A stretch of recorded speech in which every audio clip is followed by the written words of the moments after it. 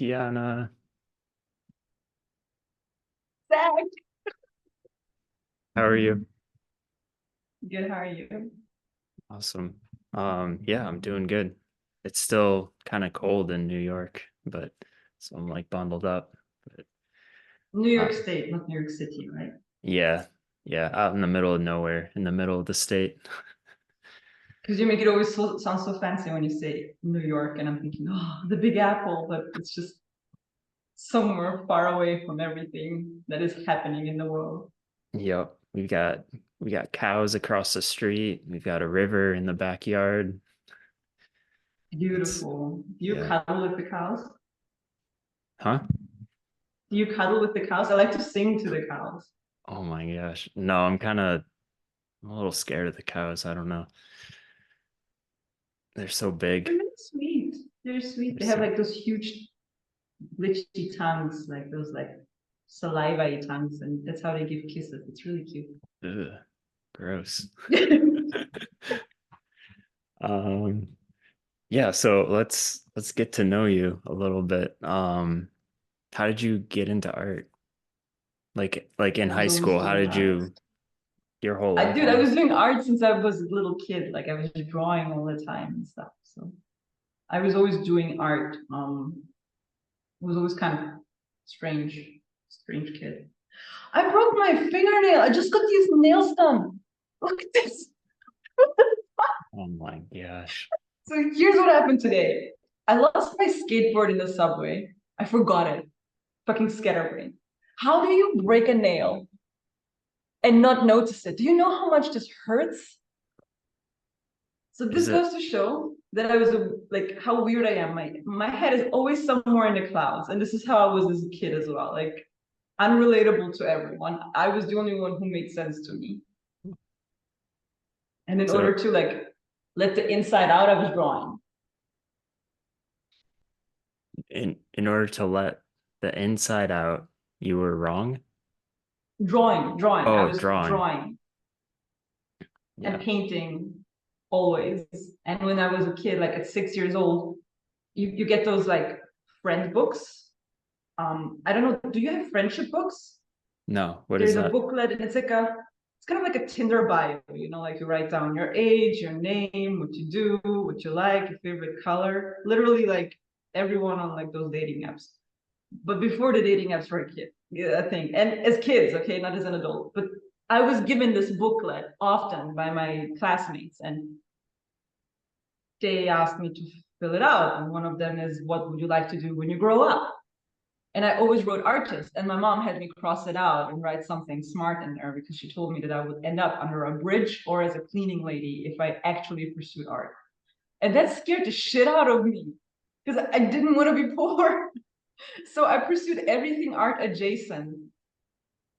I would paint for myself, but when it came to education, I pursued something that was artistic, but not painting because I didn't want to be a cleaning lady or live under the bridge. It was something else that I wanted to say, but I forgot. It was actually quite funny. What Yeah. age did your mom tell you that? 6. Wow. I was 6. So I ended up studying photography instead Okay. of doing painting in school. And that was high school, you were focused in photography? It was like a college, like from 15 to 20 years old. It's like a specialized type of high school. You learn a trade and you do these like standardized tests that will make you go to university. And as soon as I finished high school or this college at the ripe age of 20, I immediately moved to Los Angeles by myself. And that was a whole experience of the zone, because usually kids, they don't move to a different continent all on their own after they finish high school. Yeah, And that's so scary. yeah, You're but I still a wasn't baby. scared. I was not scared. I prepared for this my entire life. I wanted to do I when I was 11, I wanted to live in Hollywood and I wanted to be famous. I Mhm. wanted to be a famous singer. And my parents told me, that I'm really shit at singing. So maybe I should try something else. Wow. So I went Yeah. back to art. Okay. And I ended up So in Hollywood anyway. So, yeah. So you, and that's where we met. yeah, that's how we met. Um, what was your first impression when you got to Hollywood? I don't even, oh my God, now I know. Because I So remember what you before I told moved me. there, I had a visit. It was awful. So I was dating this guy who rented us a really cheap Airbnb in Venice Beach. And that place was haunted. As we walked, before we walked into the apartment, we entered this like house. And I don't know if you know this about me, but I'm kind of psychic. I can feel energies and I know when people are going to die. And I know when a place is haunted just by the fact that I start feeling dizzy and I feel like something's pushing me away from it. In this place, as soon as we opened the door, I felt dizzy and I felt like I was going to faint. And the everything, like from the color palette to the shape language of this place, everything was creepy. Like the walls were slanted. Nothing was parallel or like normal, you know. Everything was kind of slanted. The carpets were also like the hallway was long and our apartment was at the end of the hallway. And the closer I came to it, I felt like in the middle of the hallway, someone must have hung himself. It looked like a movie fucking scene. And as soon as we entered the apartment, it stank of toilet in there. And I look at the bed sheets and they were dirty, and I saw cockroaches somewhere on the ground. Like, by the way, this was me coming to LA for the first time in my life, you know, thinking, wow, you know, this is gonna be beautiful Santa Monica Beach. Let's have fun. No, it was not like that. It was fucking creepy, scary, dirty, and haunted.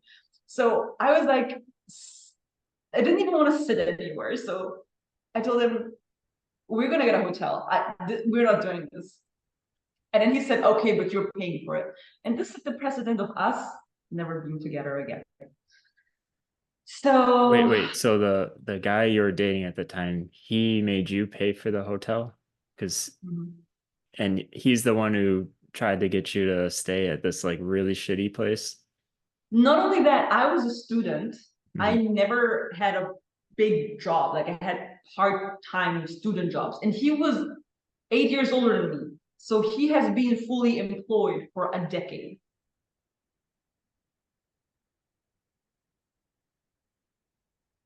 And he had me pay for the hotel. Oh my God. So is that was a sign that is like this guy's not it. Yeah. It's kind of Yeah. shitty. Do you believe in ghosts?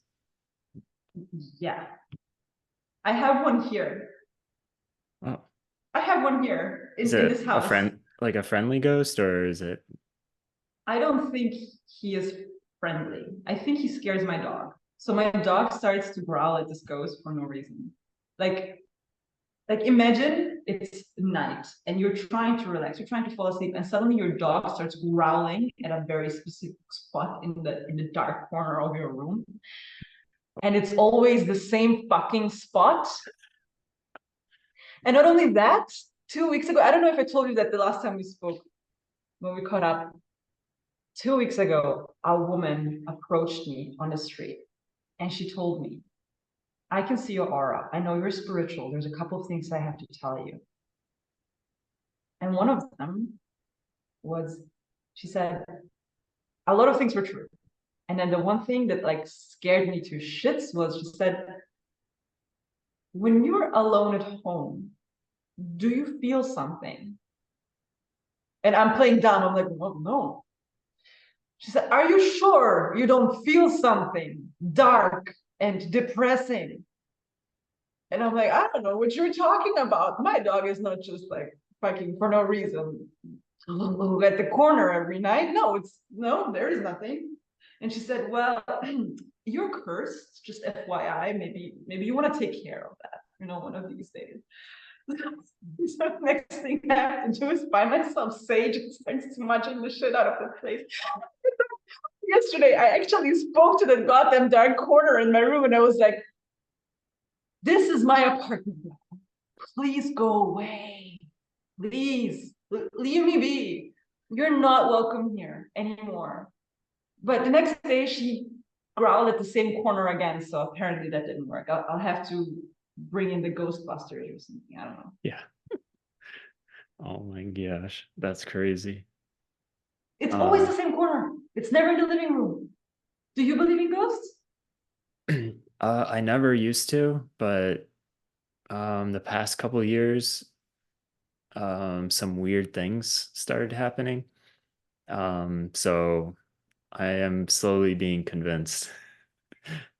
What happened? Um, I moved to Arizona, um, like a year ago, and the apartment I was in, like I keep everything clean. I'm very like organized, and I would notice things being moved, or like I would just misplace things a lot, which is very unlike me. Like I don't do that. Um, so like I would put like a colored towel in my closet in a specific spot because I know it always goes there. And then I'll go back to get the towel and it's gone. Like what happened? Or like a shirt that I was gonna wear, I put it somewhere, I'm gonna wear it the next day and it disappears. The biggest one though was my passport. I always keep it in my safe somewhere hidden in my apartment. And I had like a trip planned to the Philippines. I'm like I'm supposed to like teach and like do all this stuff there. I've got like a little bit of vacation planned and everything. And I don't even think to be like, oh, I've got to find my passport before my trip because I know my passport's always in the spot. So like the day before I'm supposed to get on the plane, I go to my safe, open it up to get my passport out, and it's just gone. Like, where did it go? So from those experiences, I'm like, there's gotta be like someone's messing with me or something's messing with me. What do you think about that? I'm thinking something that is completely unspiritual. I'm thinking maybe you have one of those people that live in your closet and they like come out at night and steal stuff out of your fridge and steal your clothes and they need fresh towels. So and then they live somewhere underneath your basement, like I'm thinking more of this. Yeah, it's I'm like, like what ghost needs a fucking passport? Think about that. true. Or I'm unless thinking just someone cursed me, they like put like a curse on me to like just like fuck up my life like a little bit. you have any ideas who could be Oh that yeah. cursor? Yeah, Yeah. definitely. Definitely. Yeah. There's some Zach haters. They've made it known. Impossible. Uh, And you're making that up. um, cool. So back to like you come to LA and it's complete trash. Um, Yeah. so from that hotel, then you got a better like long-term apartment in Hollywood?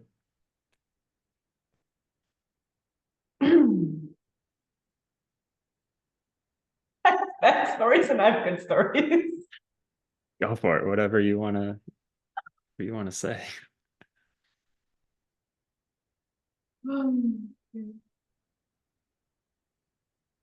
I don't even know how to like structure this because those are stories within stories within stories. Have you ever heard of IFCC? No. International Festival of Creative Communication. It's like THU Light. It happened in Croatia in Zagreb. And this is where I met Justin Gobi Fields. And I thought, oh, this is a cutie pie artist. Let's speak to him. We had a good time. We got drunk. It was fun. And then once I moved to LA a year or so later, I don't know how, but I think he ended up knowing that I was coming there and the apartment next to him freed up. So I lived in the same small building as he did. Like we were next door neighbors. The reason why that apartment freed up, I found out way later. The guy who lived there allegedly sexually assaulted his fellow student. Both were Nomen students. She reported him. She had to prove stuff. And then they kicked him out. And he had to move back to Australia. So when I visited that apartment, I found his crying mother in there and his brother packing his stuff up. And you can imagine what a contrast this was, as young, old 19-year-old me coming in and being like, yay, I'm getting this apartment. And I did not understand why there was a crying woman in there and another dude, you know, like I didn't, and I was like so sunshine and happy rainbows, like completely oblivious to the situation that these two people were dealing with. The guy himself, he wasn't even there. And that set a strange precedent for my experience in Hollywood. Yeah, I can imagine you come to the US, totally new country, new experience, and you go to the school, and one of the first things you find out is one of the professors just got fired and sent back to his original country It wasn't a for professor, it was a student assaulting a fellow student. oh, okay. I mean, But equally as bad, but I know it something happened. Professors were being unprofessional there as well. With female students. Multiple. So it happened. did those professors get fired, you know? No. Did the women, did they come out and like No. go to the police or anything? No. From what I know, it was their behavior being singled out. It was not what they, I heard of one story, but see, the thing is, you can say both are adults and both are consenting, but the age difference was 30 years or 20 to 30 years. Jesus. And one of them barely got out of high school. You know, like, okay, she's of legal age, but you're still her teacher. You know, like, why is she at your house? Yeah. You know? And that was not after she graduated, it was while she was still a student. And another one, that one happened to me. I had a drawing teacher there. And he was being very, very, very strange with me. But thankfully, I only saw him in the classroom. But I felt very singled out. He was very, very strange. But those are things, you know, like, it's not something you can write down. It's not something that you can prove. It's all subjective. Yeah. Like Which is you can life. feel it. You can feel it when someone's acting different or When you're being singled out, I mean, it's kind of obvious, but he was also jealous. You know, when I brought in a guy to sit in class who was also a student, but he was not taking his class. He acted jealous. Is this your boyfriend? What is your boyfriend doing here? Well, I guess you're talking to him so much because you like him. Like completely inappropriate comments during class or in the breaks, you know. It was like, leave me alone, man. Like, what's wrong with you? yeah. Then I never had a conversation with him outside of class. So it was strange, you know.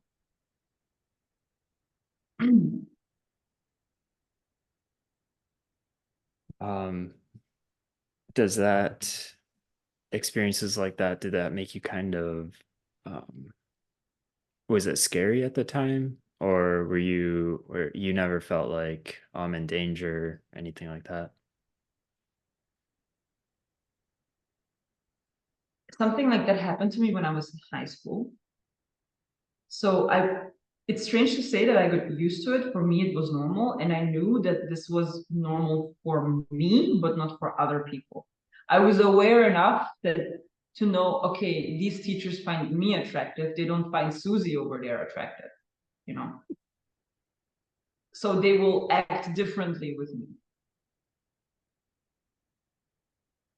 But I find it psychotic behavior, because unlike that other story that I heard where the student went to actually spend time with the teacher off campus, I never had any contact with the teacher.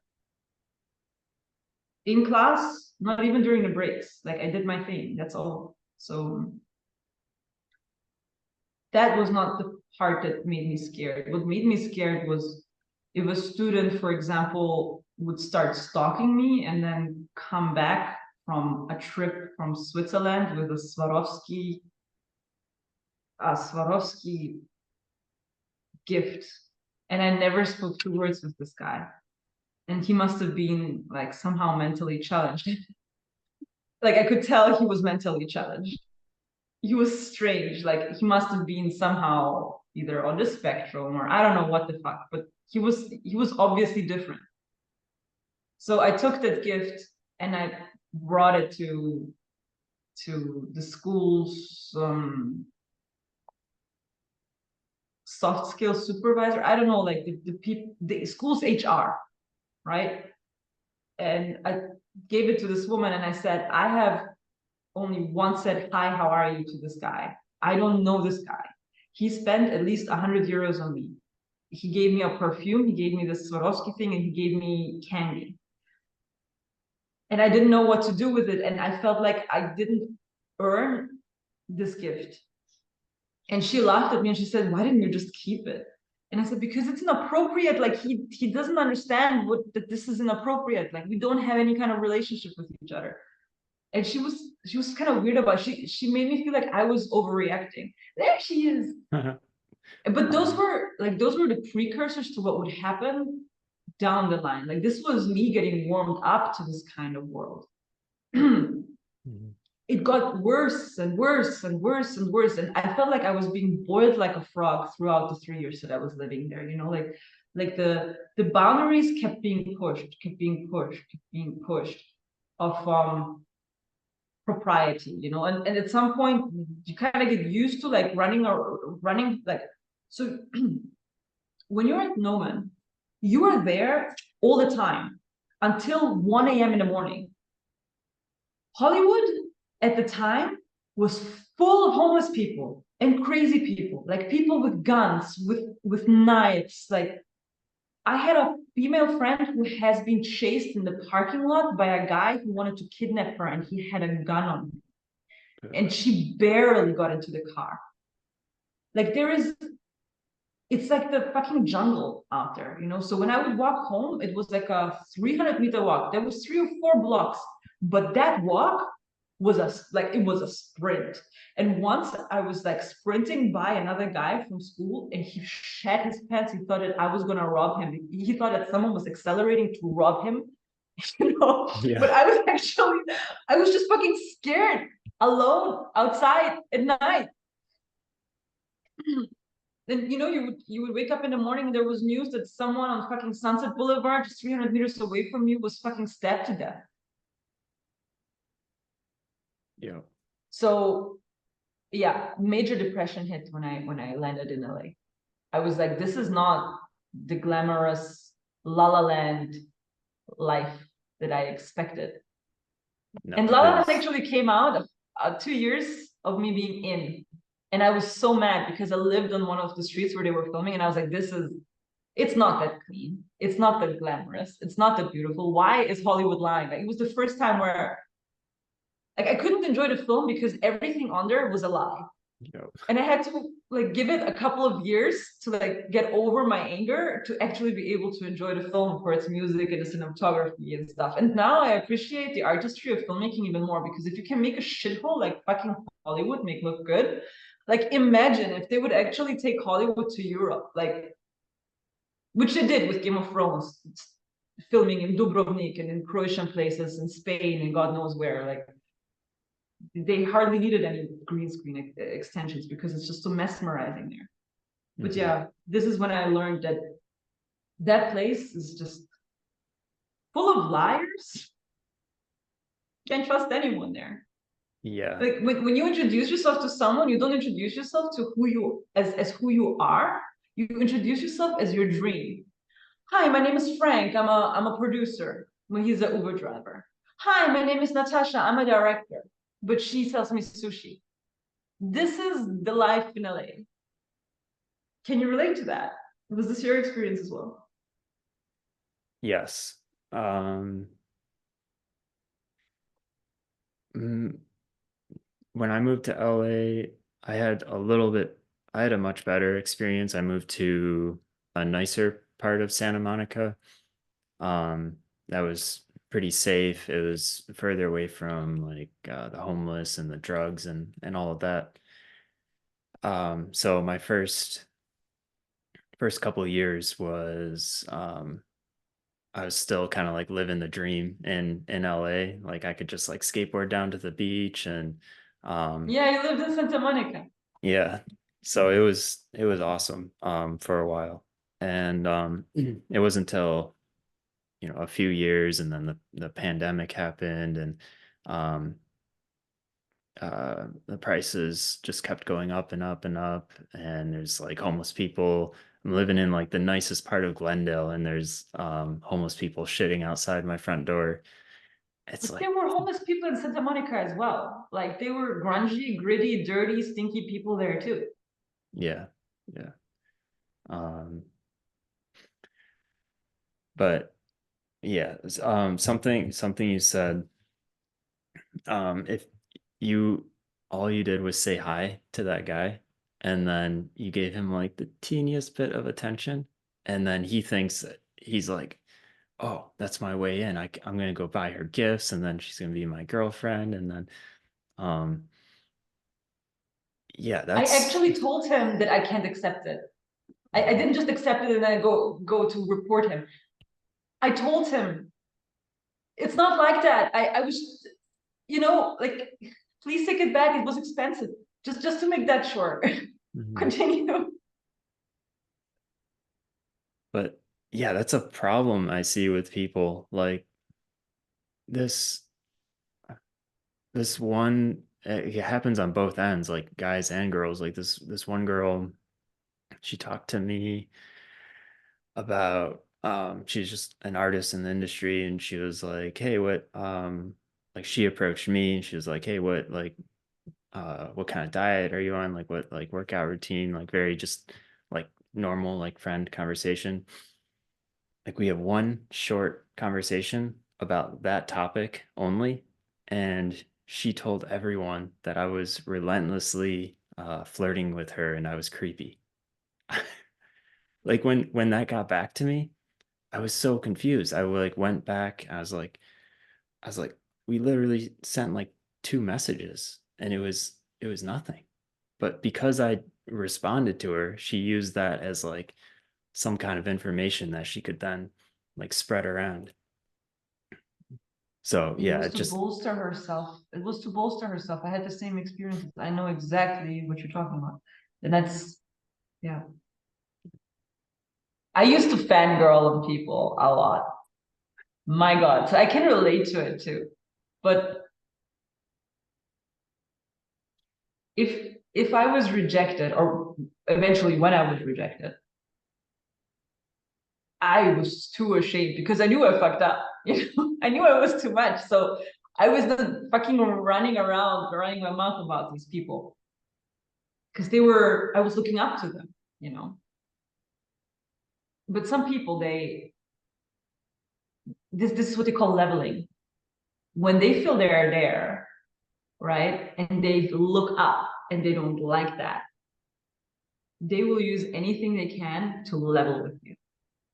And there was this like dating trend, like I feel like a decade ago, at least half a decade ago, where men were taught to neg women, basically making them feel ugly, making them feel unattractive in order to level with them, because they were taught that women like mean boys. So boys with zero confidence were taught to level with someone and put someone else's confidence down. in order to get the girl. And this is what she was doing as well. Mm. She bolstered herself by putting you down, and then you were on the same level. Not even the same level. She perceived herself up there. Yeah. You probably didn't need the psychology lesson, but if you're still confused, this is what happened. Yeah. No, that's interesting. I actually didn't think about it that way. Yeah, because there's literally like zero attraction on my part. And yeah, she probably, yeah, I don't know. It's just It weird must how suck people do for you that. as well, because then in the future you're thinking, who can I trust? And do I have to keep receipts of every single conversation of a female that approaches me, Yeah. worrying or wondering whether she's going to use any conversation against me? Yeah. Yeah, I've talked to some people and they're like, yeah, I just record everything. I record every conversation. Anything that might be just to protect myself. Which But is even that I think is pointless. Because someone tried that on me. I was dating a guy who was, I don't know what was happening with us. It started out so well, and then it went to shit. But once we had an argument about something silly. He didn't want to come to my birthday party. Our relationship was on the rocks, and we argued about it, and blah blah blah. And then I was just so done with that argument, and I wanted to go home. And then he followed me home, and I didn't want him to get into my building, so he pressed himself into my building. And then we just continued. Like I said no, and he pressed himself in, and he said, "We're not finished arguing." And then he fucking followed me into the apartment, and I didn't want to argue in the hallway because the walls were so thin. So I let him in, and he kept nagging me, and not nagging, nagging me and nagging me. And I just wanted to fucking, like, I needed to breathe. And he knew what points to trigger. And I flipped out, and I was doing the dishes. In that moment, I threw the vase on the ground and shattered everywhere. And you know what he did? He took his phone out, he pressed pause, he said, "Now I have it on tape." And then he left running. And I burst into tears. I had no idea he recorded me. He pressed himself into my building, into my apartment. He kept pushing my boundaries, pushing and pushing and pushing, because he knew at some point I was going to lose my cool. And then he took that as evidence for what? What was he going to do with that? I was so disturbed and ashamed. I just broke down and I started crying. He came back in and he took a broom and he started to collect the shards of glass. And I asked him, "Why did you record me?" He said, "Well, I wanted you to know later on what you can be like." I said, "Delete this." And I believe he did. I hope he did. Because he started recording it when he was in the elevator with me. So as after he pushed himself into the building. So there is no recording of me saying, "No, you can't come in." It was starting when he was in the elevator. And this is the thing about recording. It's all contextual. The moment you press play could be right after you actually went way overboard with the person's boundaries, you know? I never told this to anyone. No one knows that. yeah. Not a single person knows that, and now it's out there. That But is yeah, it was. like I think it's evil. something that I wanted to share with you because I think it's important for you to know that there is no way you can secure yourself 100%. Everything is contextual. Yeah. Use your instincts, use your gut, use your wisdom, and that takes a lot of effort, trial and failure. And unfortunately, on the internet, everything stays forever. So we're bound to all be canceled sooner or later Yeah. if we're gonna go with that kind of culture. Because everyone messes up. Everyone loses their shit at some point. What's funny is some of the people who are kind of known for like going around and canceling people, uh, they are not hired anymore because um, I don't know how you feel about like cancel culture. Like my opinion is that um, you know, everyone is allowed to make a mistake once in a while, but as long as you don't do it again, you know, we're allowed to forgive and move on from things, unless it's something insanely horrible like the Harvey Weinstein kind of thing, or like uh like rape and things like that. I think definitely just cancel, death penalty, get the person out of this earth. um but yeah, some of those toxic people that go around just trying to cancel everyone, yeah, it's interesting to see that um they've made a name for themselves and they're known as these just toxic, horrible people because they're kind of going after, yeah, they, I've never heard of that, honestly. mm, I've never heard of someone being blacklisted for reporting problematic people. But it's good to know. mm, yeah, yeah, there's definitely a couple of them that I've seen. Someone I used to work with as well. She was the kind of person that would scream at her PA for not like handling her files correctly or like getting her the right reference. Um, she'd like she's the kind of person that would uh scream at the Uber driver or like yell at um the waitress uh at a restaurant. So this person, How do you know all these specifics? Did you go on mm, lunch with her or yeah, I used to be really close friends with her. Um, okay. and then like it was like a whole friend group, and then my friends would tell me, they'd be like, "Oh, this girl did this crazy thing today at work." I'm like, "Oh my God." So like a lot of it, like I heard from my friends at the time. And she would report people for being like not safe for work, or what did she do?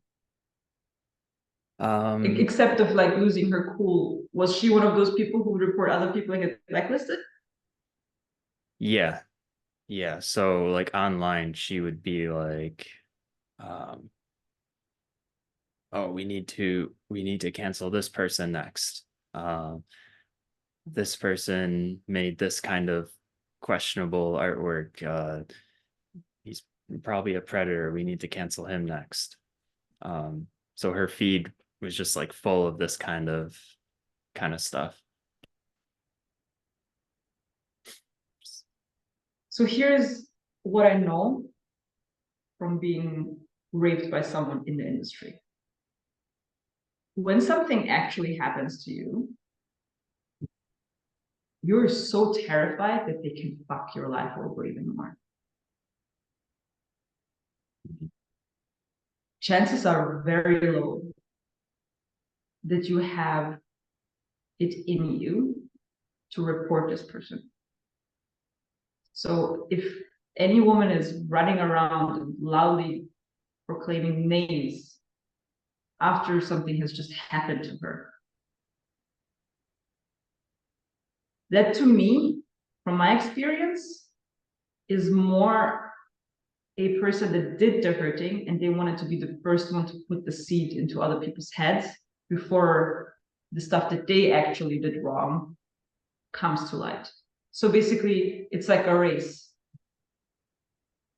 Who's gonna have if if both parties have no better reputation, the party that first is accused of something has it harder to fix their reputation than the second one.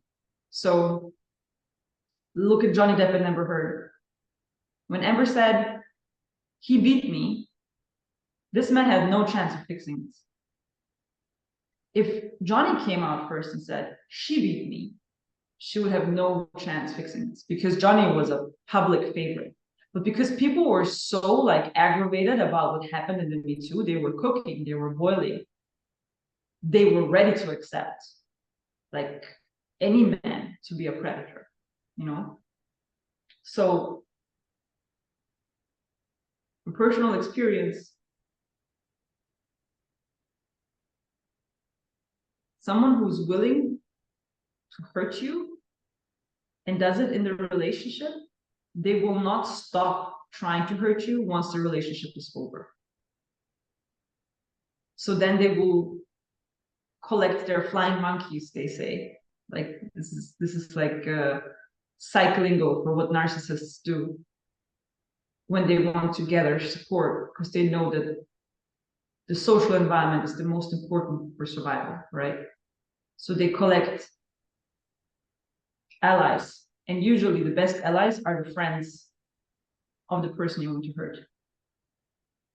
If you can get them, you can get anyone. If you break the pillars, the core pillars, it's just a domino effect. Yeah.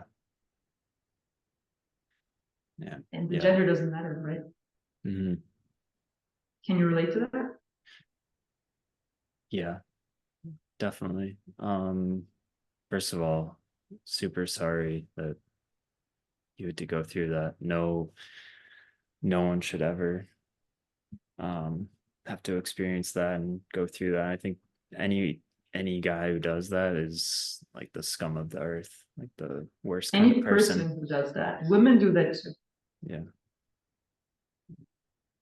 Women do that too. The problem is I felt guilty because I was like, if this is the experience someone had from being loved by me, right? If this is the takeaway that they have, if it's so negative, how awful as a person am I? Because I can't even love someone right, that when the relationship ends, that they have not even enough respect for me to keep me at peace, or to just go in peace and be like, okay, there were shitty things, there were incompatible things, there were great things, there were amazing things, there were things that we'll probably never experience again. You know, like relationships are like a whole collection of great and awful and challenges that you never thought you'll have to go through and surprises that you'll never have expected to will have. But then at the end of a relationship, you're hoping, okay, maybe it's somehow like evened itself out somewhere, you know? Mm-hmm. And then it's not only affecting your private life, but these people target your job, they target your employers, they target your colleagues, and they just want to ruin everything you have ever valued because they're so angry. What kind of person does that? Like if An I angry cannot person, a hurt understand. person. Yeah. An angry and hurt. This guy that did that to me, he stalked me. He stalked me 3 times. And I was thinking, I know him so well. Why would he do that? But some people, they snap, like they have like two personalities, the altruistic side, the overly giving, charismatic, charming, loving, and then this, I don't know if it's Jekyll or Hyde, like this other persona that just comes out like this, and you look into their eyes and you can swear it, even the eye color is fucking darker, like it's not the same. Where is your soul? Like, where are you? And they do things and they look at you like you're the scum of the earth, and you're just trying to like bring back the person with the softness in their eyes, you know, and all you can see is that endless rage and their desire to destroy you. And it's so scary.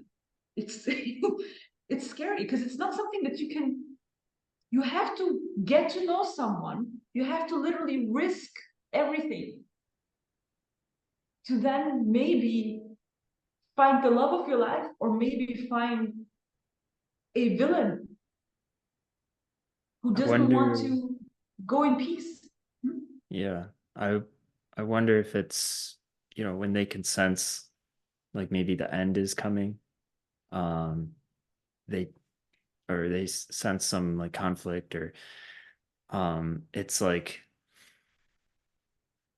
misplaced, instead of like for some reason their messed up brain, they turn into this other, like just like crazy person, rather than. I don't know. I don't know, but it must be awful for them too, you know? Yeah, Because like being like this, like it must hurt you immensely. Like you must be in so much mental and emotional agony and kind of a prisoner of your own mind. Because no one is inherently evil, as no one is inherently good. So my takeaway from that experience, you know, when like everything went badly, I felt I felt so sorry. Because you know, like you want to fix a relationship, even when you know it's going down the drain, you want to at least leave this person in somewhat of a good place. But you see that the relationship is just so broken that the best thing you can do is just completely detach and say, okay, we're gonna go our separate ways. It doesn't work together. But this person cannot let go. And they create like this image of you, this villainous image of you, right? That they put all their anger and frustration into, and then they externalize it. They need to convince everyone else of the reality of this image. So they go and parade around how you have hurt them, and they love using your name because, especially if you have some sort of notoriety, right? If you have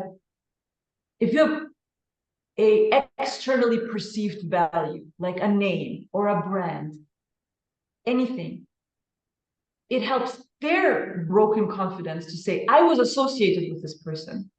But since this person hurt me, let me tell you how awful they are. I have to charge my laptop. like, yeah, I can relate to that so much. That's crazy. um Wait. Before you get into it, yeah, let me just plug it in because my laptop will die. okay. What's your dog's name? Lily. Lily. Lily, yeah.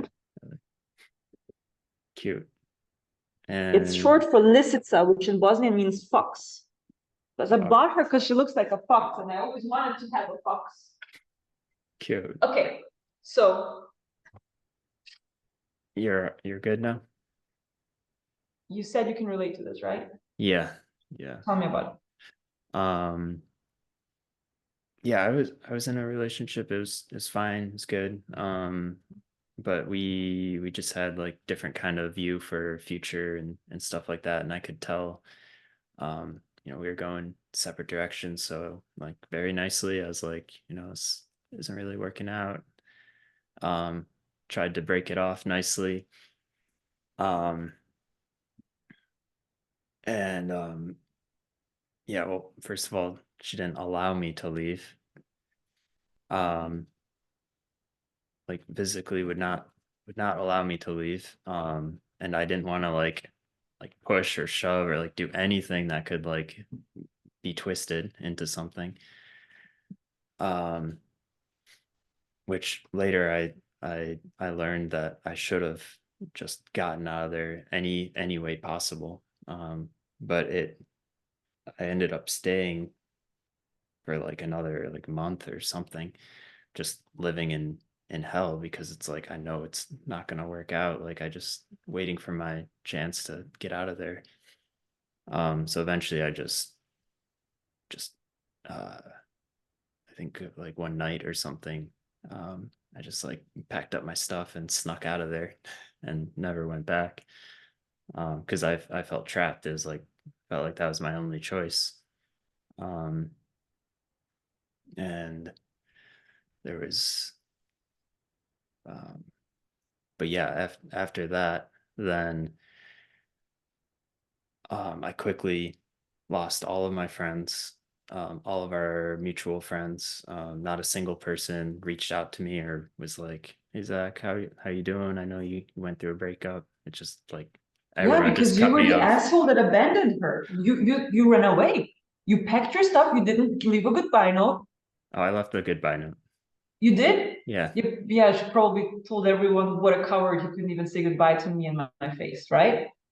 Yeah. That's probably what happened. Yeah. Yeah. She left out the first part where I tried to do it nicely and um but yeah, and then after that it's just like all these bad things started like coming out. I'd hear from people in the industry. I had like the studios I was working at, like somehow these people they got into like it got to like HR in the companies that I was working at. So now these companies were asking me, they're like, "Hey, did you do this and this? Did you mistreat someone?" And I'm like, "No, I've never mistreated anyone in my life. I would never do that." Um, Luckily, since I've been working at these companies for years and years, and I've built good relationships with everyone who works there, they they were like, yeah, we're hearing like people are saying this stuff about you, but we've known you for like 5 7 years. Like you've always been like a good person, trustworthy, and we've An never. exceptionally good person. So let me interrupt you here. The reason why I'm not reacting, obviously, is because we had this conversation the other day. Yeah. The last time I did, I was profoundly angry on your behalf. Because, and now I'm going to break the fourth wall. Zac is an exceptional gentleman. I had the privilege of going out with him 3 times. Not once did he lean over for a kiss, he didn't even hold my hand. What he did make sure of is that I get home safely without having to pay for an Uber, which would have cost me $50 from Santa Monica to Hollywood. Not once did he say anything inappropriate. He never lied to me. He was always on time. He was always cordial, complimentary about my art or about the outfit, not about my girly bits. So the time when you told me the story, I was furious because out of all the people in the world who deserve being called by HR, that it was you.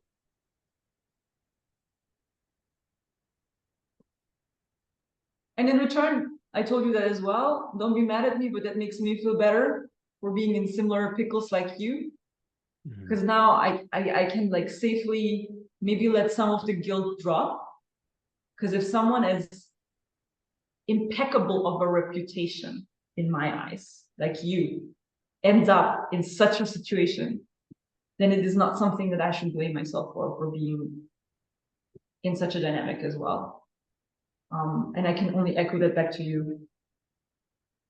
And I will repeat it if it needs to be like once a week, if you have troubles like internalizing it.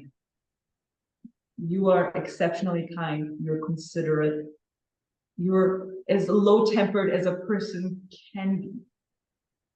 I have never felt uncomfortable around you. Your roommate, maybe, he was strange, but you were fine. You were more than fine. You and your brother are gentlemen. Oh, well, thank you. That means a lot.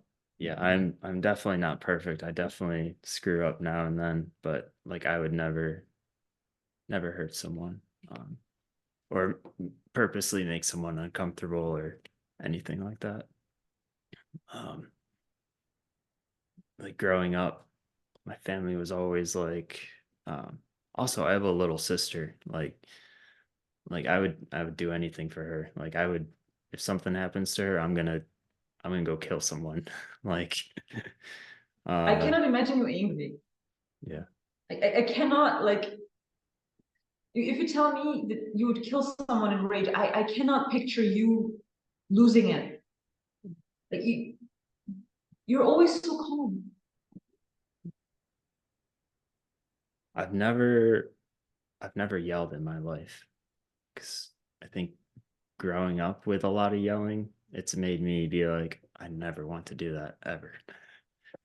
Well, I grew up with a lot of yelling, and I'm yelling louder than both of my parents now. So like, I don't. It's not even a fucking excuse. You to me are just like strangely calm, like, and that's why I'm so mad on your behalf and so relieved on my behalf in a way, because I'm like, okay, maybe I'm not a monster for having this person go after me to people that have never met me before, and then knowing that you went through the same thing. You, out of all people. Yeah, it's when I was telling you, and then you were like, oh, I have like the same exact thing. That blew my mind. I think it's more common than we think.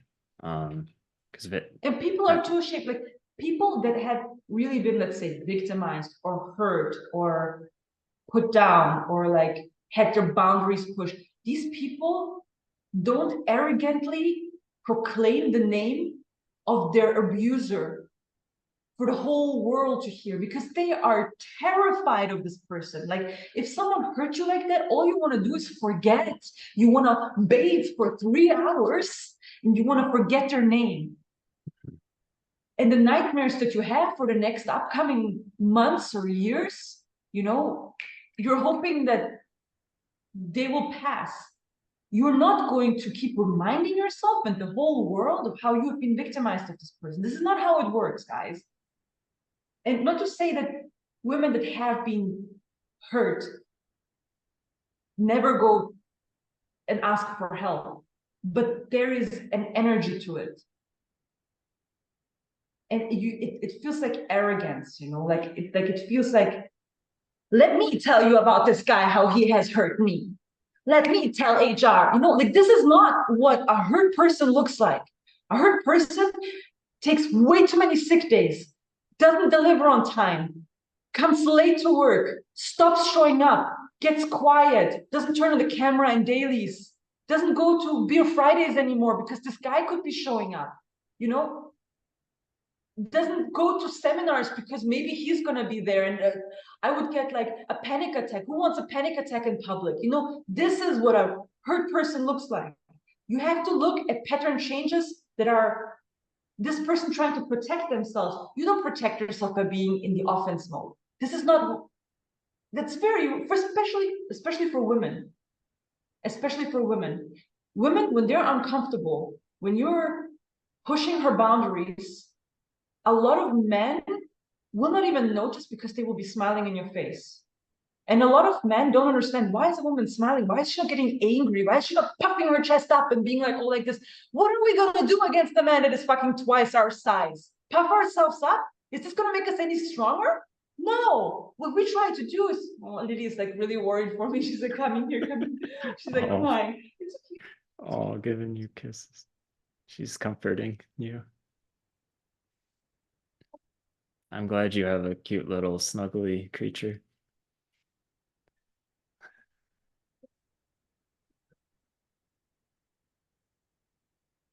Wait, I can't hear you.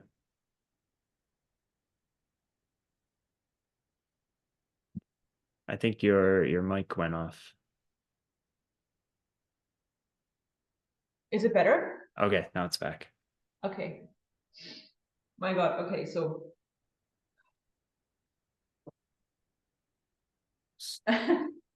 So, okay, so college, what are you studying in college?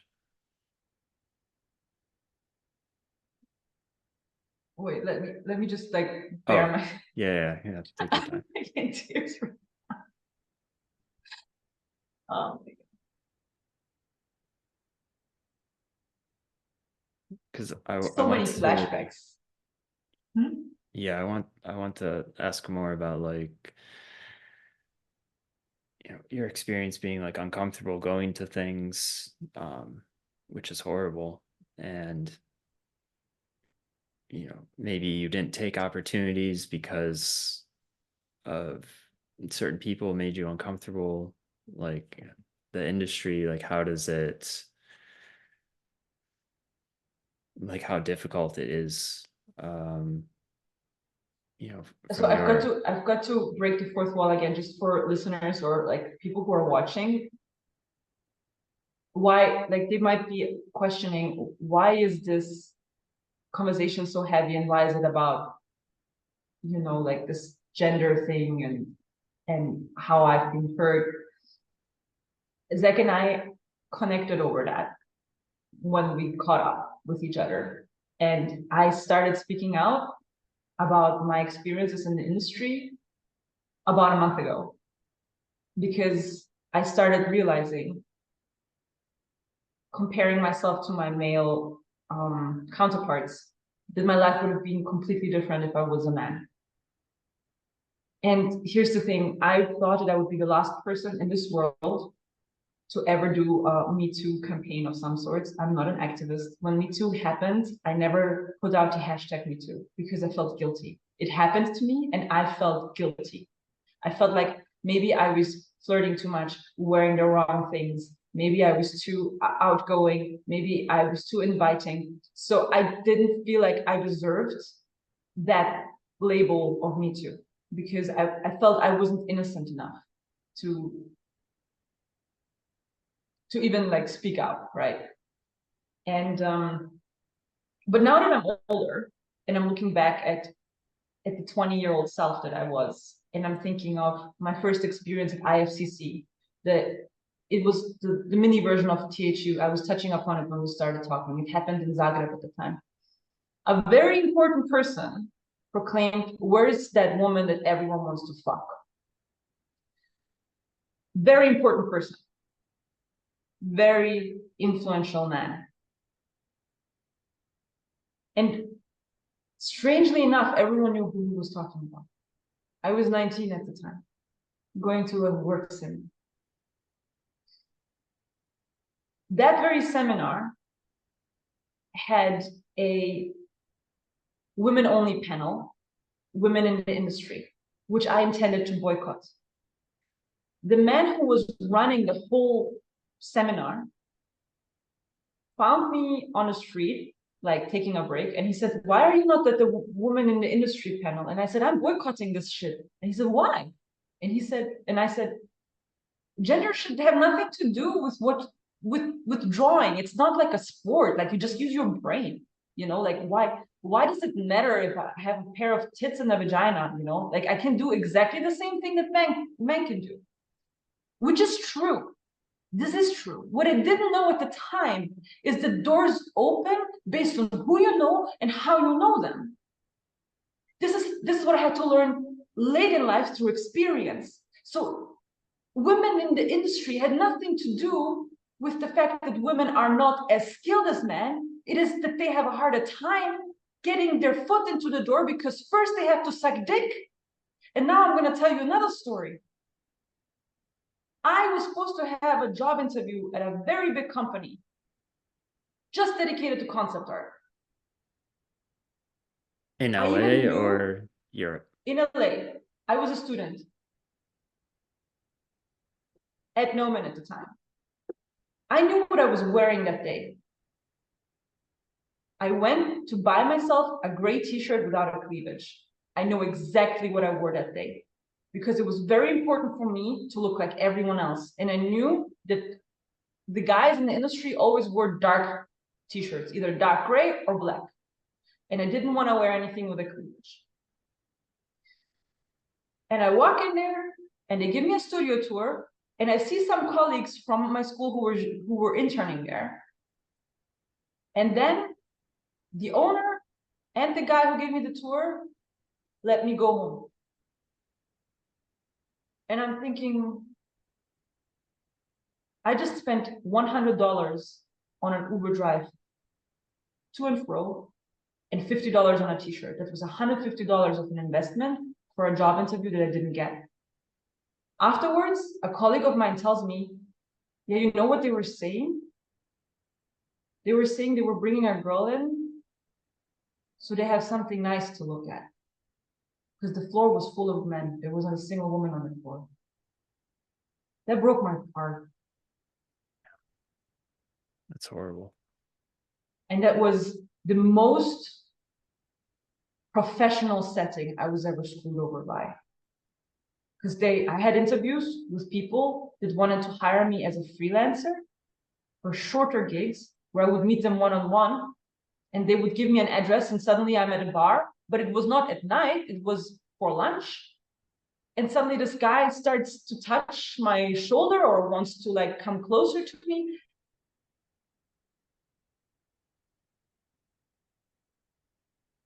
I would meet my heroes, people who were 30 years, 20 to 30 years my senior, in their 50s. I was 20.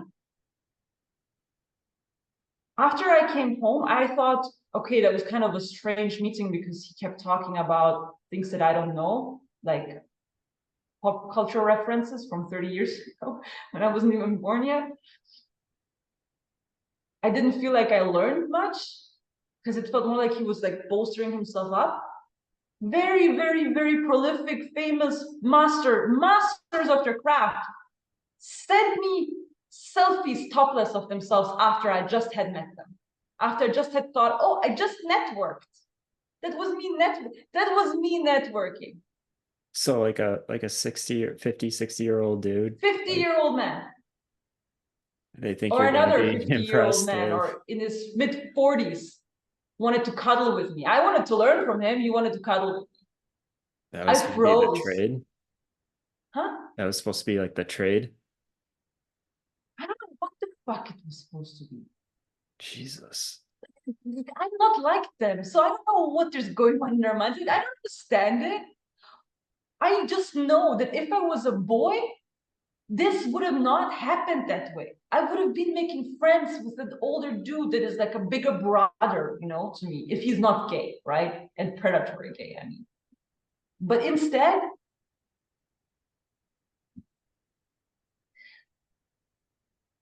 people I wanted to intern with, they didn't want me to intern for them, not because of my skill, but because they were afraid of what would happen between us.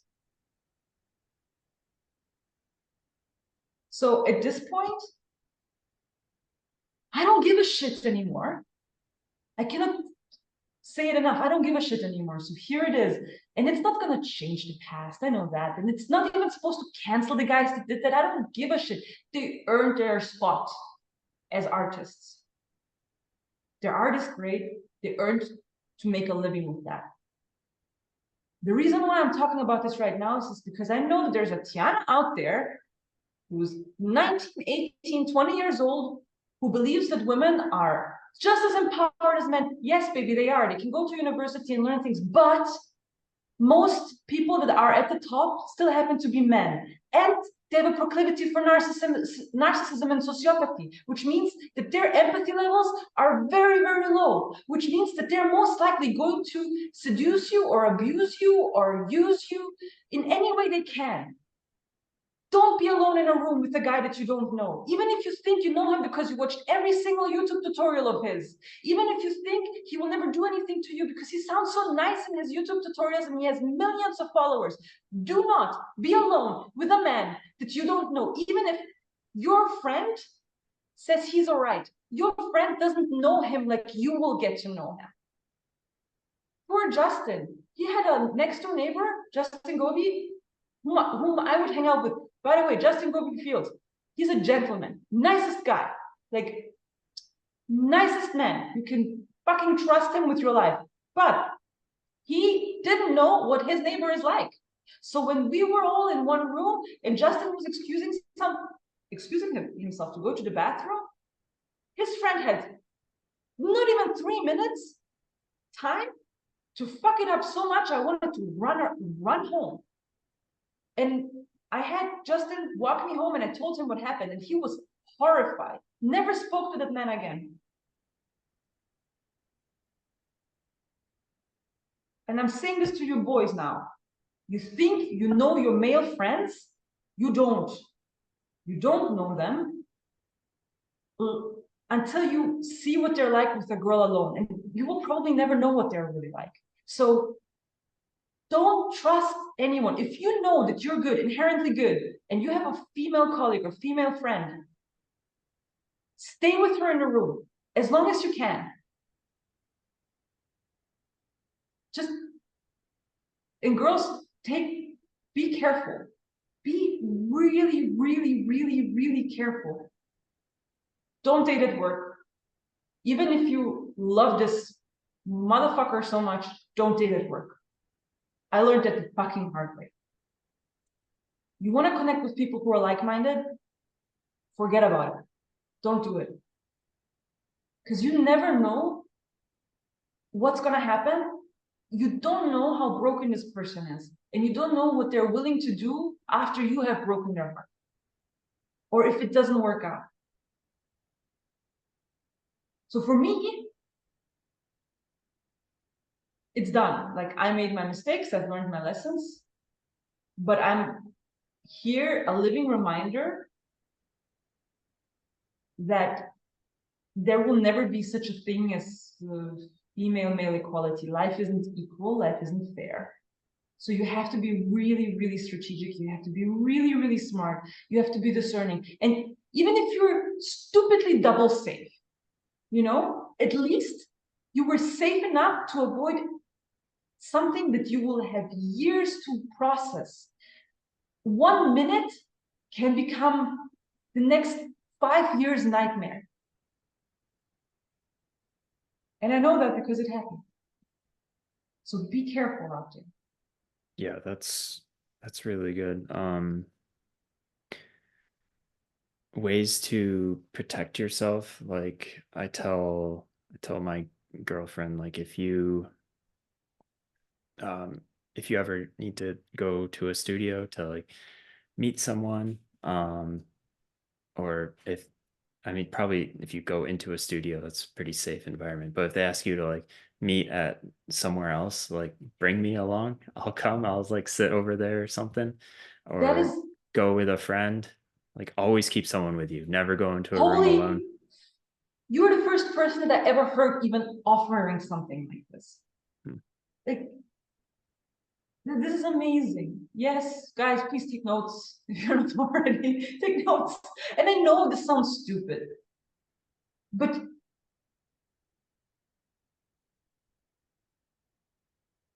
you know when I tell people that I love about like male people that I love, because the females, they're always not along and they tell me, yeah, this happened to me, this happened to me. They're not even surprised. They're like, yeah, I mean, tell me something new, this happened to me. But guys, they always have this, are we in the same friend circle? Like, you know, like they don't know these people the way you know these people. Just because they're male. Like just because they're not the target audience for this weirdo. So if you go actually and support your female friend and go on a date, incognito, let's say, and you have the misfortune or maybe even twisted fortune to see what it is like for women, you will learn a lot. And every time I talk to guys who say, "Oh, I wish I had a daughter. I wish I had a daughter," you know, like when I go on dates with men who tell me that they want to have a kid one day, and they speak so lovingly about this future daughter that they cannot wait to meet. I'm terrified for these guys because I'm thinking, you don't know what pain you're signing yourself up for, because you will be always 3 times as scared and terrified for this little girl as for the boy, because it's always going to be harder for you. Everyone's going to be somewhat of a threat to her. Someone is most likely going to hurt her. And I hope for you that, and I hope for her that you will be that safe space for her to be able to go to and confide in. Because that's a whole new layer of twisted. A lot of girls who didn't have someone that could be a good father figure for them, they don't have anyone to go to after they have been hurt. They don't know what it is like to be around someone who's safe, who's caring, and who's attentive, and who's proactive. So they're utterly unprotected. And me, as an immigrated 20-year-old without my family, I was thrown into a fucking aquarium full of sharks, trusting everyone. Everyone. And now what turned, it was a dream of working in film, is this fucking 3-hour podcast of me not once talking about a single brushstroke that I made. So be extra careful. So I think now Now you can what? I can move on from the subject. I said my piece. Okay. Yeah. Um, and yeah, and thank you for saying that. I know like talking about some of that stuff is tough, but I think a lot of people just don't know. They don't Talking about it realize. is easy at this Mhm. point. You know what's tough? Whatever I say now can be used against me. Yeah. That is the tough part. Now I can be labeled someone that is hard to work with, someone who is either blackmailing people or getting people blacklisted, right? Um, People would like to find a way to twist narrative and be like, well, you must have done something to get into this situation. And that's what I believed. I always faulted myself. But when I hear that something like this happened to you, I'm like, maybe, maybe I'm not that faulty. Maybe I was just unfortunate or too trusting and I don't know, too naive. Yeah, and just around really shitty people. And when I kind of told like my story that kind of related, like it's nothing compared to what you went through. So I just want to be like I'm not trying to like Don't I worry, this is honestly not like a I who feel has more bad. scars contest. Like I feel bad about kind of like saying my story because it's like that's nothing compared to what you had to go through and like it's a small fraction of that, but The fact that it happens to you boggles my mind. Not because you're a man, but because you're kind. I know this happens to men. Like, look at Johnny Depp and Amber Heard. I know it happens to men.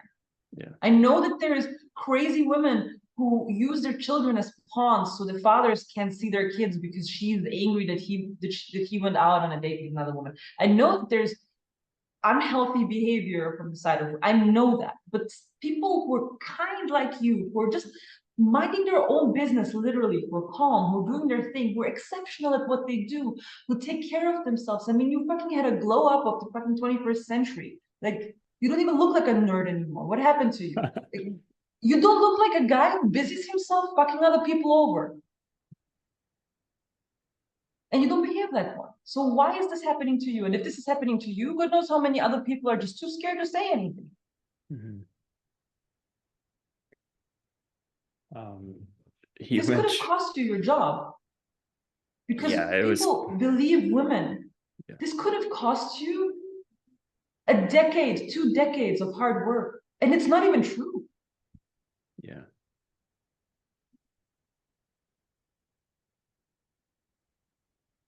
yeah. Um, something you said that these like 50-year-old guys would like send you shirtless pictures. It made me think of something um when I started dating my current girlfriend, like all of my friends, most of my friends were sending her pictures of themselves and she would show me every single one. Like, Are you serious? yeah, like well-known artists in the industry, they're all like in her DMs, like sending her Wait, did send they know you were secret? yeah, we would all hang out together. We'd have like a I don't know, like Friday night, like come over to my place, have some beers, and then a couple days later, or like when they went home, they'd be talking to her, and she like shows me everything. I mean, this can go off record, but it's kind of the equivalent of what this idiot did with the jacuzzi evening. Yeah, yeah, It's just literally oblivious. it's literally that. Yeah, yeah. Um, yeah, yeah. You can't even trust your friends. So never leave a girl alone with even people you think you've known for 10 years or you think you can trust, because some people are just disgusting. Um, and I noticed I never saw this kind of behavior until moving to LA. Like in the country where I live here, like that kind of stuff would not happen. I feel like it like never happened in like in my high school and like living around this area. But I think it's something What did with you LA. do as a result of that? Did you like talk to your friends? Yeah, I called a couple of them out. How do Uh, you call people out? I want to hear that. Like, what did that look like? Did you text them or did you call them? Like, give me the tea. uh, one guy he like literally asked her out.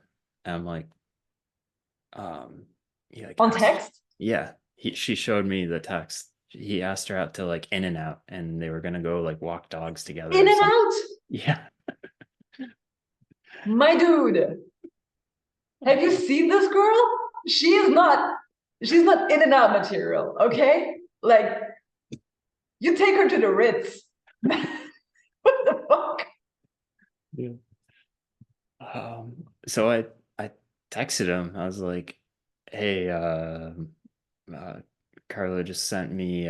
She showed me your text message to her. I was like, is this really you? Did you like say that?" And he was just like, "Oh yeah, man, sorry." Like something like that. Just something kind of shitty. And then like a couple months later, he like because I said what I said and made him know that it's not okay and you know I'm done with him. But over the next couple of years, he just kept apologizing and apologizing and apologizing to me. Um, and like now I'm like okay like with him. I'm not gonna like strangle him when I see him, but you know we'll never be like friends again. We'll never like hang out and have beers together. You know, once you do something like that, it just shows you who you are.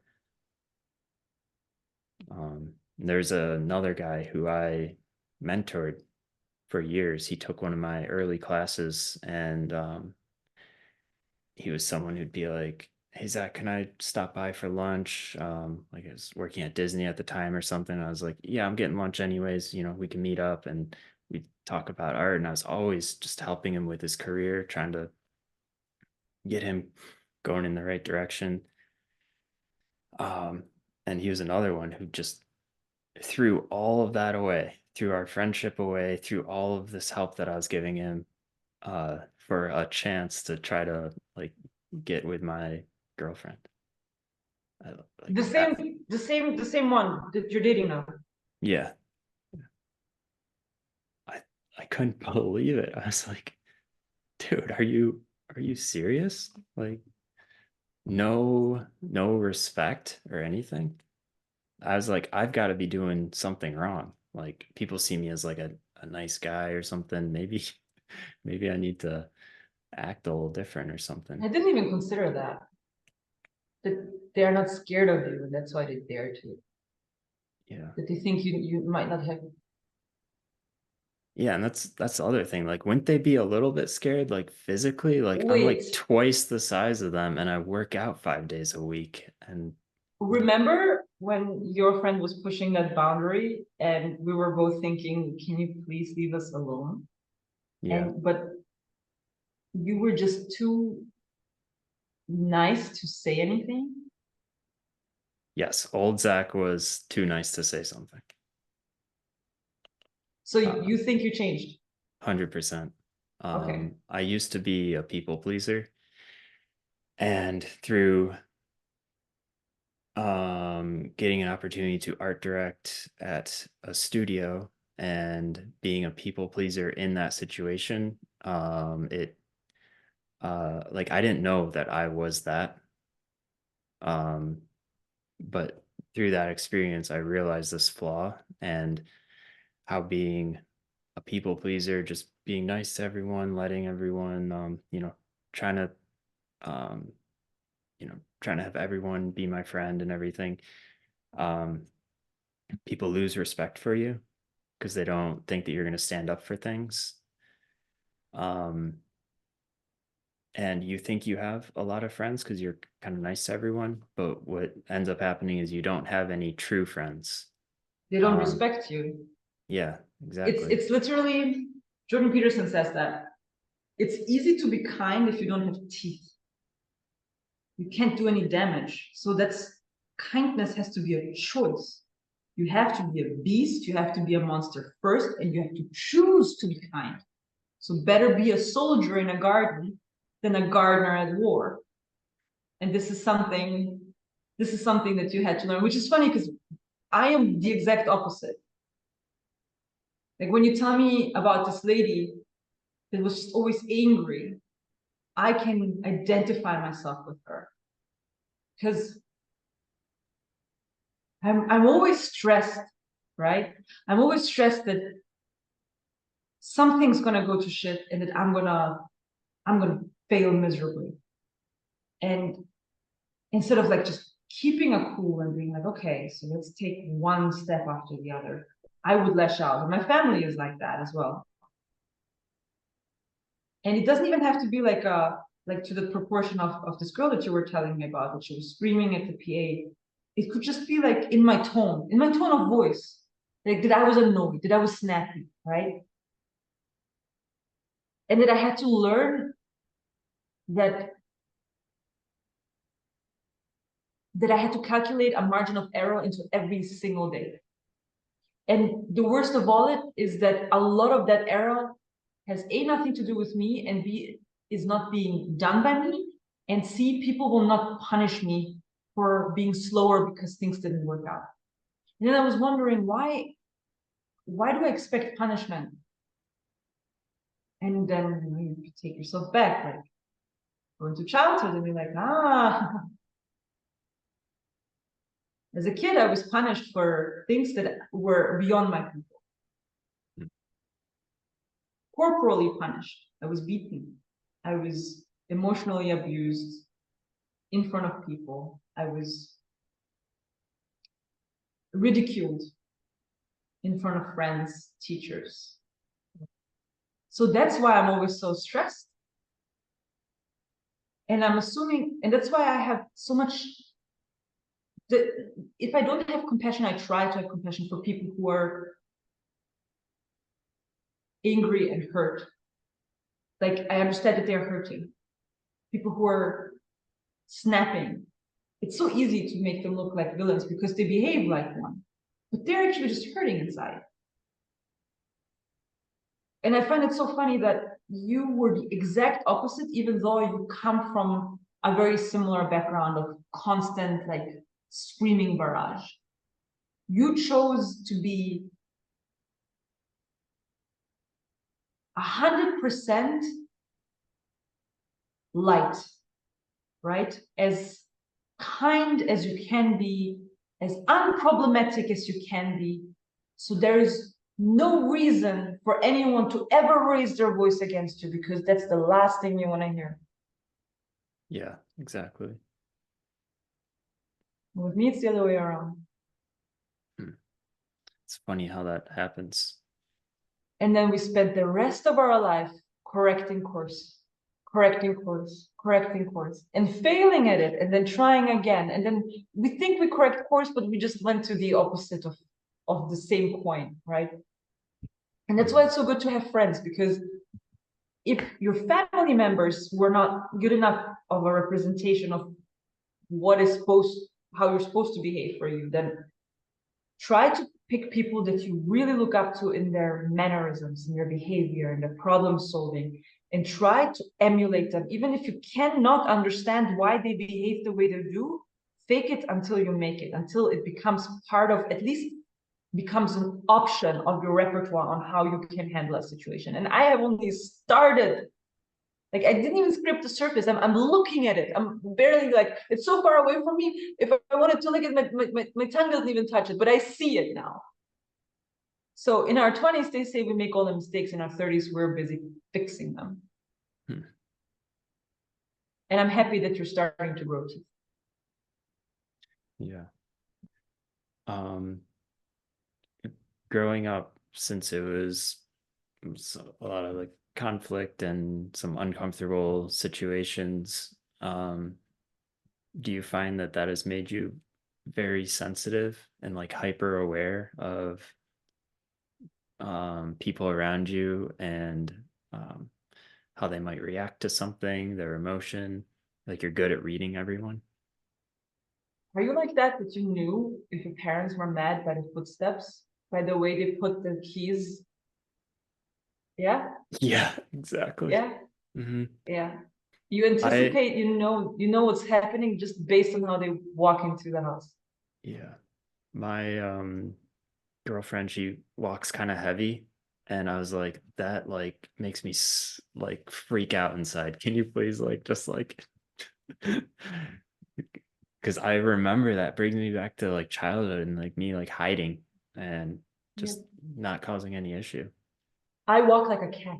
I walk like not like this, I walk like this. Hmm. I'm trying to not make any sound. And my mom and my brother, they stomp. They're like elephants.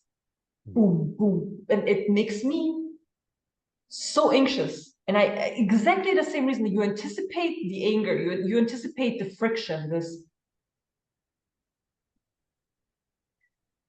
But I think that certain people are born with certain temperaments. Yes, nurture has a major part to play in how you learn to react to situations, but sensitivity to a big degree you're born with. Yeah. And then the coping is what you learn, how you deal with it. And then you can go either way. I don't think that if I don't think it would have ever turned out like you with the DNA that I have. Yeah, you take some from your parents and Both of my parents are like super temperamental. Like and my brother is the sweetest guy, but like he had no chance. Like he also has the temperament. Like it's something that I don't know what to compare it to, but I have no idea. It's something that you always have to control more than other people. The fuse is shorter, you know. yeah. From 0 to 100 flips like a switch. And for other people, it's beautiful, you know how there's switches that they flip 0 to 100, and then there's these fancy ones, where you can Yeah. go. Yeah. I wish I was like that. I'm working on that. It's hard. Is It's too there fancy for me.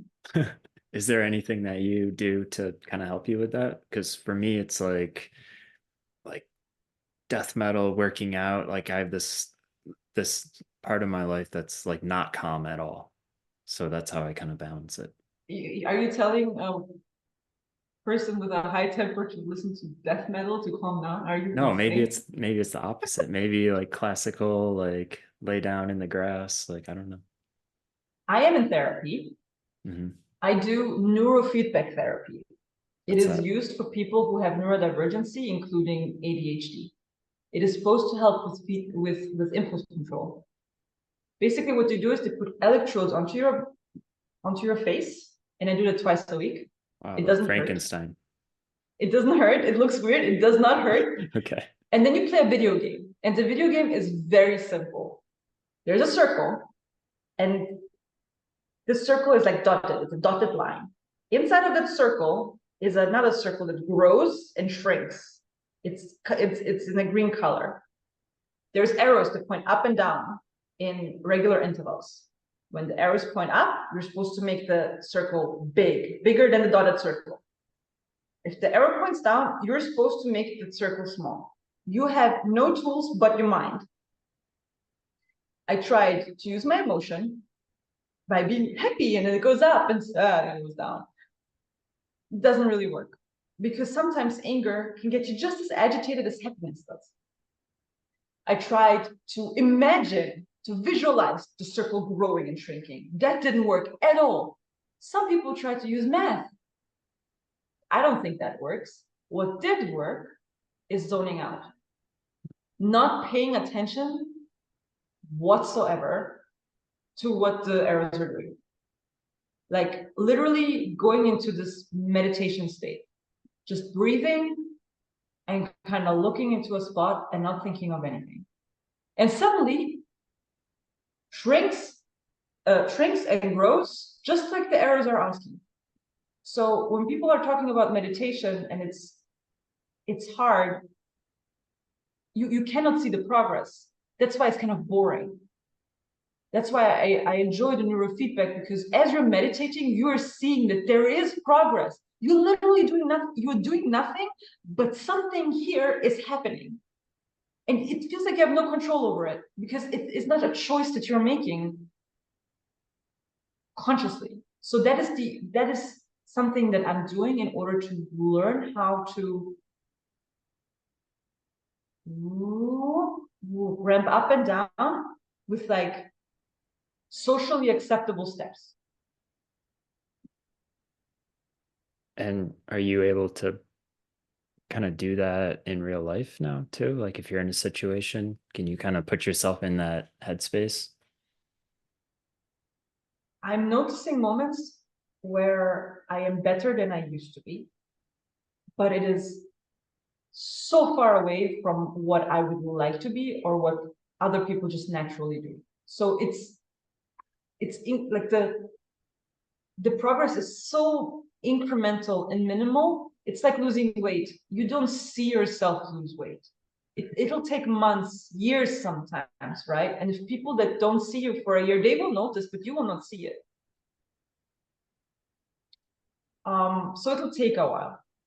And it's kind of like, have you seen those videos of like that vase or that glass that is full of dirty water, and then you put it under under a fountain of fresh water, and you want the water to be clear without emptying the cup. The cup is already full with dirty water, with black dirty water, and then you just put fresh water in there, and it takes minutes, like 5 to 10 minutes to get clear water out of there. You know how boring it is to stand there like that with a dirty glass of water and just wait until it becomes clear? Like all you want to do is like just throw it and refill the fucking cup. But this is not how the mind works. This is not how the soul works. And this is what I'm also talking about when I'm saying be double careful to avoid trauma, because 1 minute, like you can put a couple of ink drops and dirt pieces into a cup of water. It'll take so long to get the shit clean again if you're not doing this. And in real life, you cannot do this. It's impossible unless you go through amnesia or death. So I guess I'm just encouraging people to, and myself, to be very patient with the healing process. It takes forever. But what is the alternative? Going through the same thing over and over again, beating yourself up about it. This way, it's kind of like a real life video game. You get to keep a high score and do better each day, and hope that people around you will forgive you and have the grace to understand that you're growing and learning. And that's what good friends are for. People who see the effort, who cannot maybe excuse bad behavior or behavior that they wished it was different, but people who just trust that you are in progress, in process, and that you're just doing the best that you can with the resources that you have, because God knows, like, therapy is so expensive. Getting quality help is so hard. Yeah. And a lot of therapists will focus on the surface level things. So like you come in with a problem, they'll help you kind of solve that problem. But what's important is to like dig deeper than that. Like what is like the root?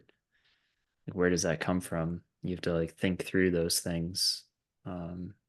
I say skip that and just do a mushroom trip, because that'll save you, like, those $30 worth of mushrooms are gonna save you 3 years of therapy. Like it's gonna be like, knock yourself out, be alone when you do it.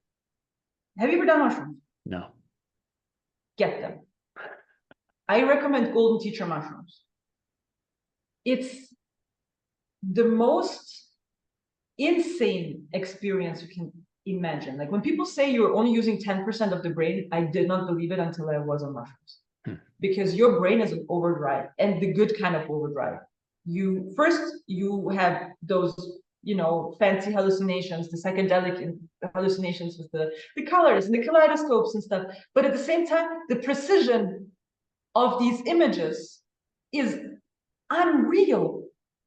Like, try to render in your head a mandala that is moving, ever evolving, and symmetric in 10 different places, animated and in high vibrancy. Like, this is what we are capable of, truly, is insane if you open up those gates. I wish I always had access to that. But then what follows after that is what you call the ego death. And I did not know that that exists when I took mushrooms. You see yourself from the outside looking in, and you understand yourself in a way that you would have never, ever, ever in your wildest, not even in your dreams, would you have dared to look at yourself this naked. It's like you're Adam or Eve in the garden eating that apple. Like, you are naked in front of yourself. You see yourself in your colors. And if you are not willing, not prepared, but if you're not willing to work on your mistakes, it's going to be an unbearable, earth-shattering awakening. But if you're willing, if you dare to look at yourself the way you can look at other people, really judging yourself, you will find that missing piece where you don't understand why you're doing what you're doing. And then I recommend going to therapy. Therapy is not for finding out why you're doing what you're doing. It doesn't, at least not for me. I'm too stubborn, maybe. The mushrooms did it. They open it up. And then you spend years in therapy trying to fix this shitty behavior and trying to fix that pain, that little puzzle, the broken puzzle piece that makes you act the way you do. Cannot recommend mushrooms enough. I don't do drugs. I don't do LSD and MNT or all the E's. I don't care, you know. Yeah. I wanted to see God. And I saw God, and God was very kind, but also very like tough. And God is a woman, by the way, if you're wondering. Not a bearded man.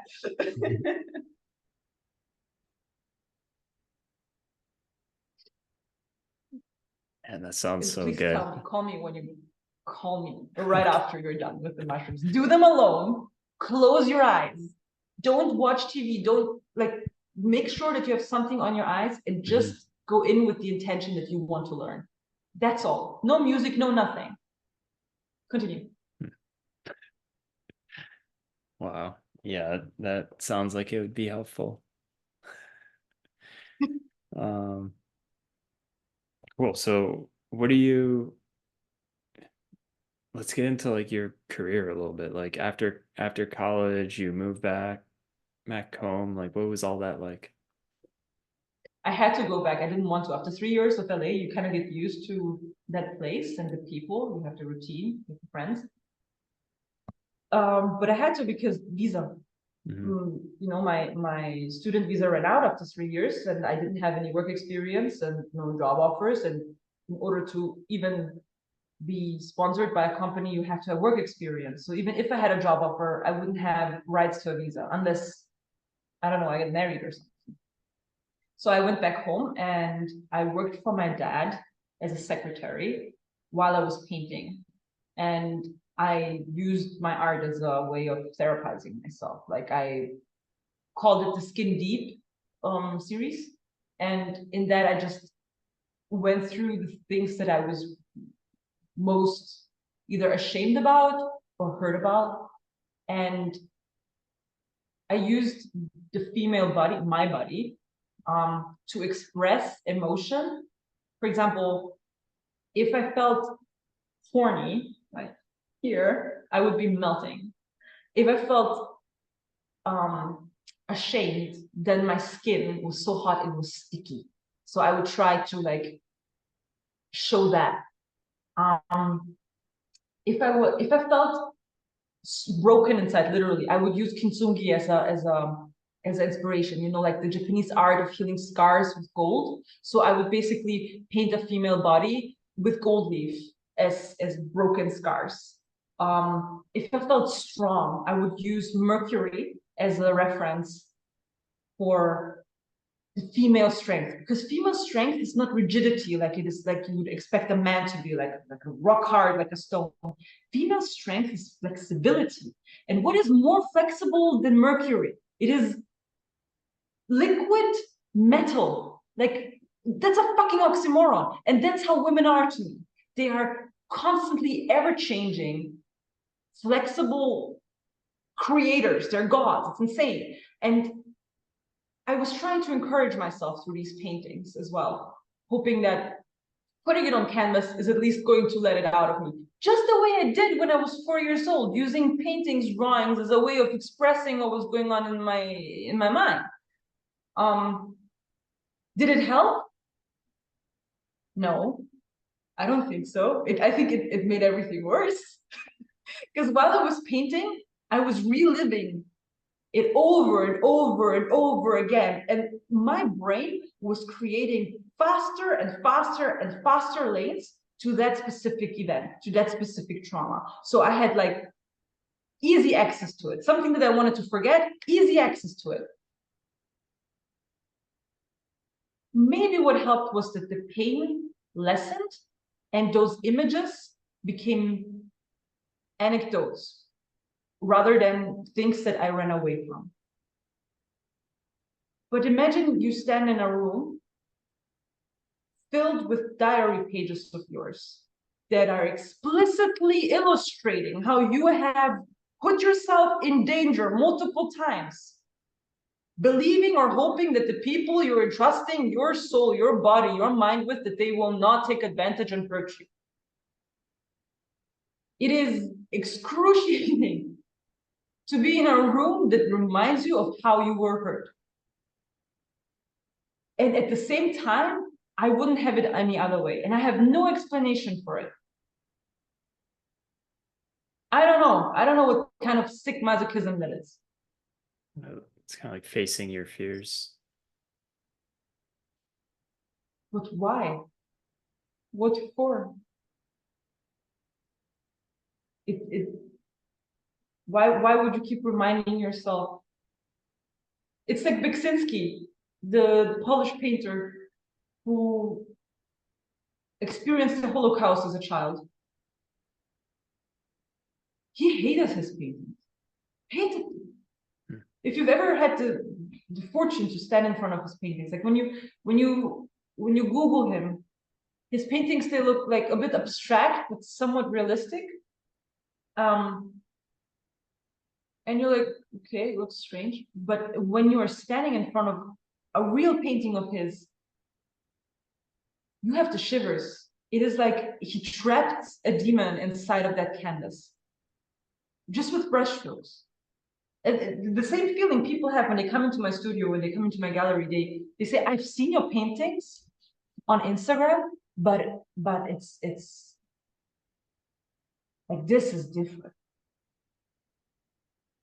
And a lot of people who don't have the fortune to go to museums, for example, who don't really bother, they don't know how real tactile art can transmit energy to you and make you feel it. I keep forgetting myself.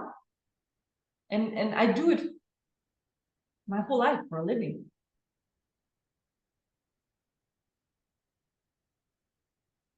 I think it is me trying to make you see what I have seen, because you won't be able to.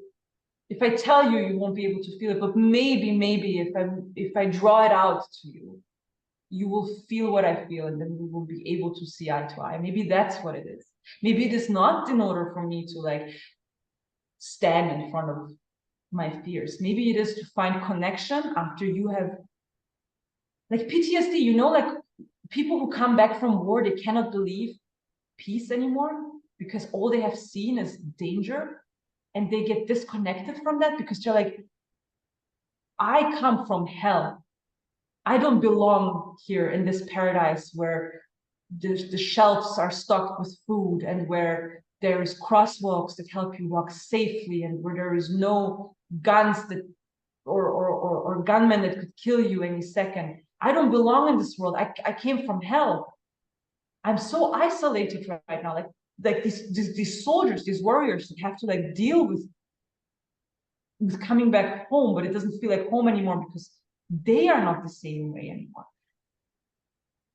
I feel like after you have been broken and you look into people's eyes who haven't been broken like you kind of want to isolate yourself so they don't get that pain that you have. You don't want to taint their souls. So you don't say anything. And even if you did say something, they would just look at you with this empty gaze because they have not seen and felt what you have seen and felt. So what if I paint it?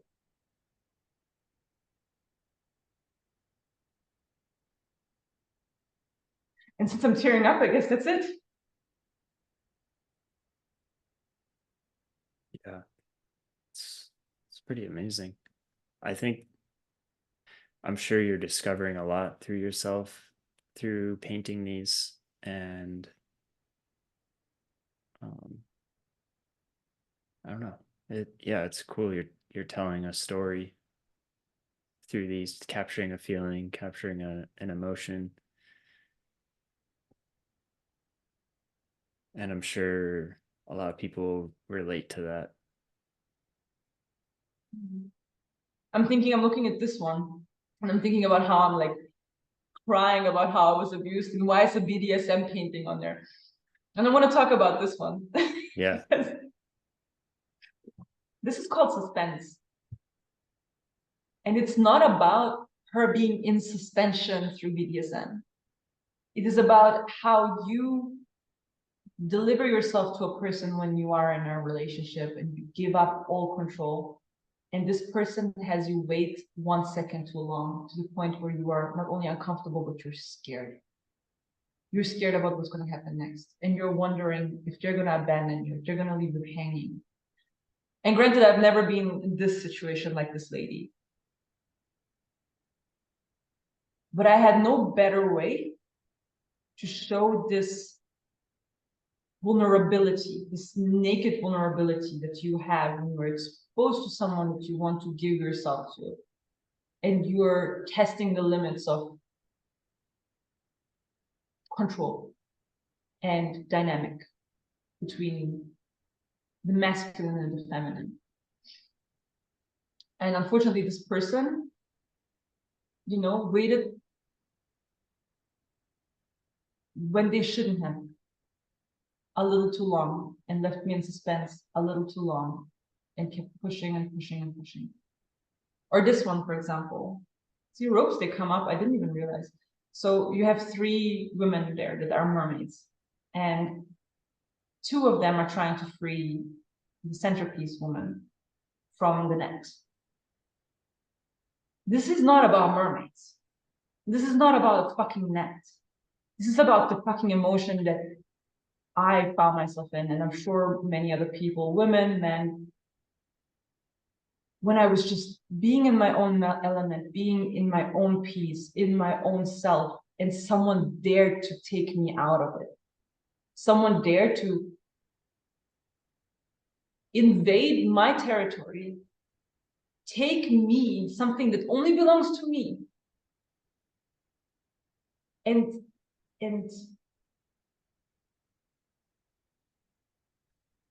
dominate almost over my autonomy. And this anger and this shock, that mixture of it, that I wanted to portray. So the facial expression of hers is very important to me because it has to be the perfect mixture between shock and anger.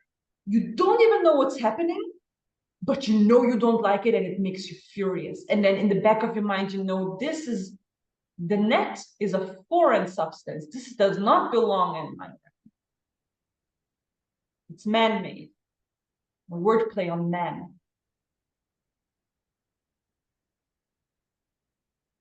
I was dating a guy for a year.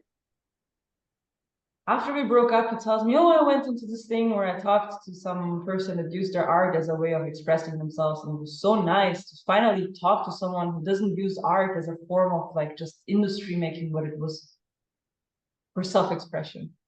And I'm waiting for him to say, it's just like you, Tiana. And I'm waiting, and he's not saying anything. And maybe he said something about like people from his school. And I'm like, does this remind you of someone? And he said, yeah, the people from my school. And I'm like, what about me, man? He said, well, what do you mean, what about you? And I'm like, that's what I do. Like that, I paint my feelings. And this goes to show that A, I must have a shitty picker. And B, you can share your life with a person that you can illustrate to how you feel. They can choose to be blindfolded about it. So don't, girls and guys, if you are in a relationship and you feel like you're not being heard, just because you use new words and you're trying to make them see you does not mean that they will finally put the effort into seeing you. It is their choice. So leave the relationship if you feel unseen. It doesn't take that much effort to see a person. You don't have to make this big of art to explain to other people how you were heard. Someone that truly cares about you, inherently cares about you, they will learn a new language for you. And then you have to ask yourself, why do I accept relationships like that? Well, what's wrong with me? Did I have to like pick people that I have to prove myself to over? That is a whole question for a therapist, but it lets you into the mind of like a person like me. I wouldn't be painting these things if I felt validated on a regular. So coming from this like corporate world as a VFX artist, expecting that people will understand that artists are just different, I was deeply disappointed because they expected to be little machines and just not emotional whatsoever. You are a technician. They call you artist, but you're a technician, you're a craftsman, you're just supposed to do what we ask you to do. There's nothing to do with putting your fucking emotions in there. We have people that we pay for that. The producers are putting their 2 cents into everything. You don't have to design, you don't have to put your passion into it. You're just the head that draws. So why are you guys then so surprised that companies are gonna spend billions of dollars on AI so they don't have to use people? If filmmaking was supposed to be something about artists, AI would never be a question. Never. They wouldn't even fucking bother making it.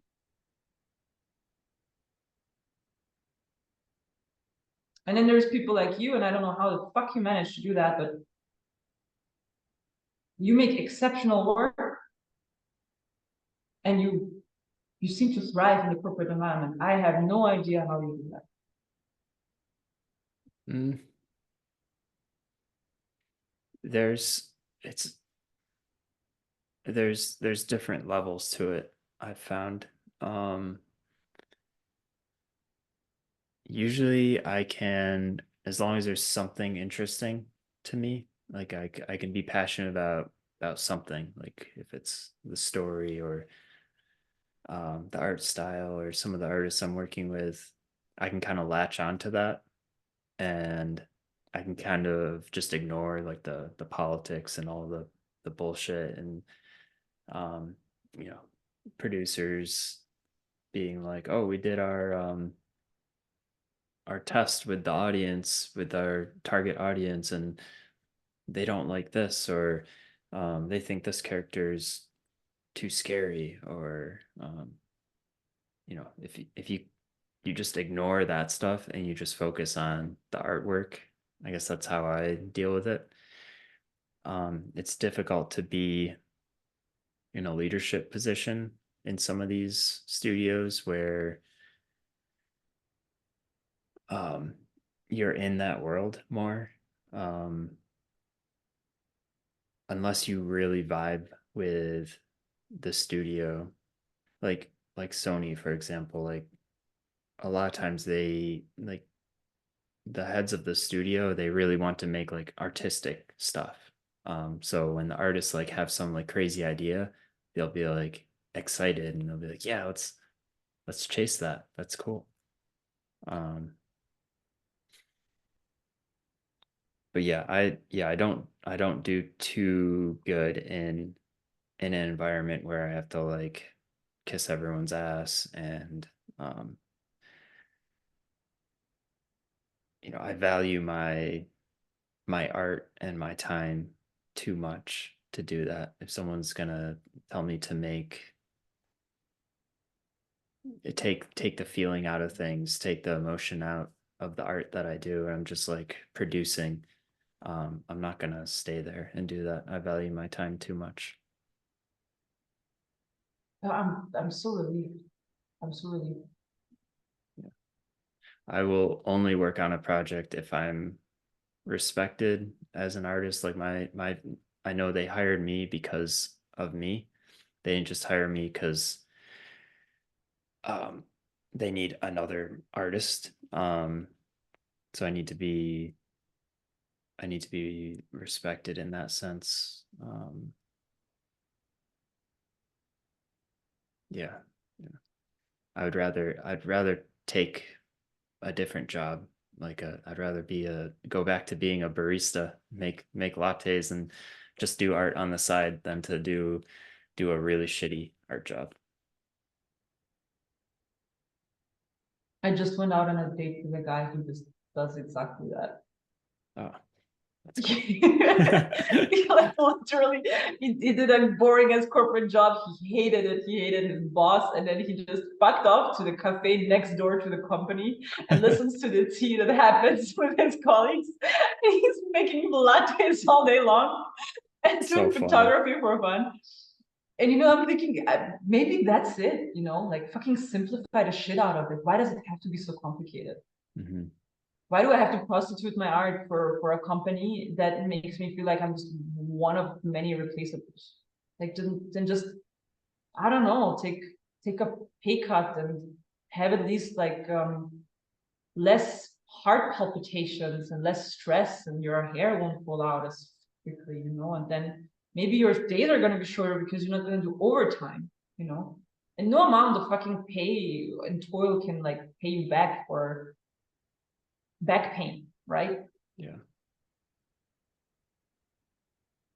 So I don't see you doing barista work anytime soon because you you're this unicorn that can actually manage to be both a technician and an artist. And I'm so relieved to see this because it gives me something to aspire to. But at the same time, then I'm thinking, how much of myself would I be if I did that? Because I don't see myself having this wonderful golden temper that you have anytime soon. Man, like if you could upload it as a plugin, A I blender will pay good plugin. money for it. Put it on my Gumroad for $10. Like not even your skill, just your temperament. Yeah. My life would be so chill. Um, so you put you're in galleries and you're an artist, you paint whatever you want now, and then you put it up in I do galleries, right? freelance gigs. Okay. I stopped pursuing selling my paintings actively for now. I think I will have a exhibition soon. And if they sell, great. If they don't, that's also fine. It's just too much pressure to create something that might or might not be sold for the price I value. Mhm.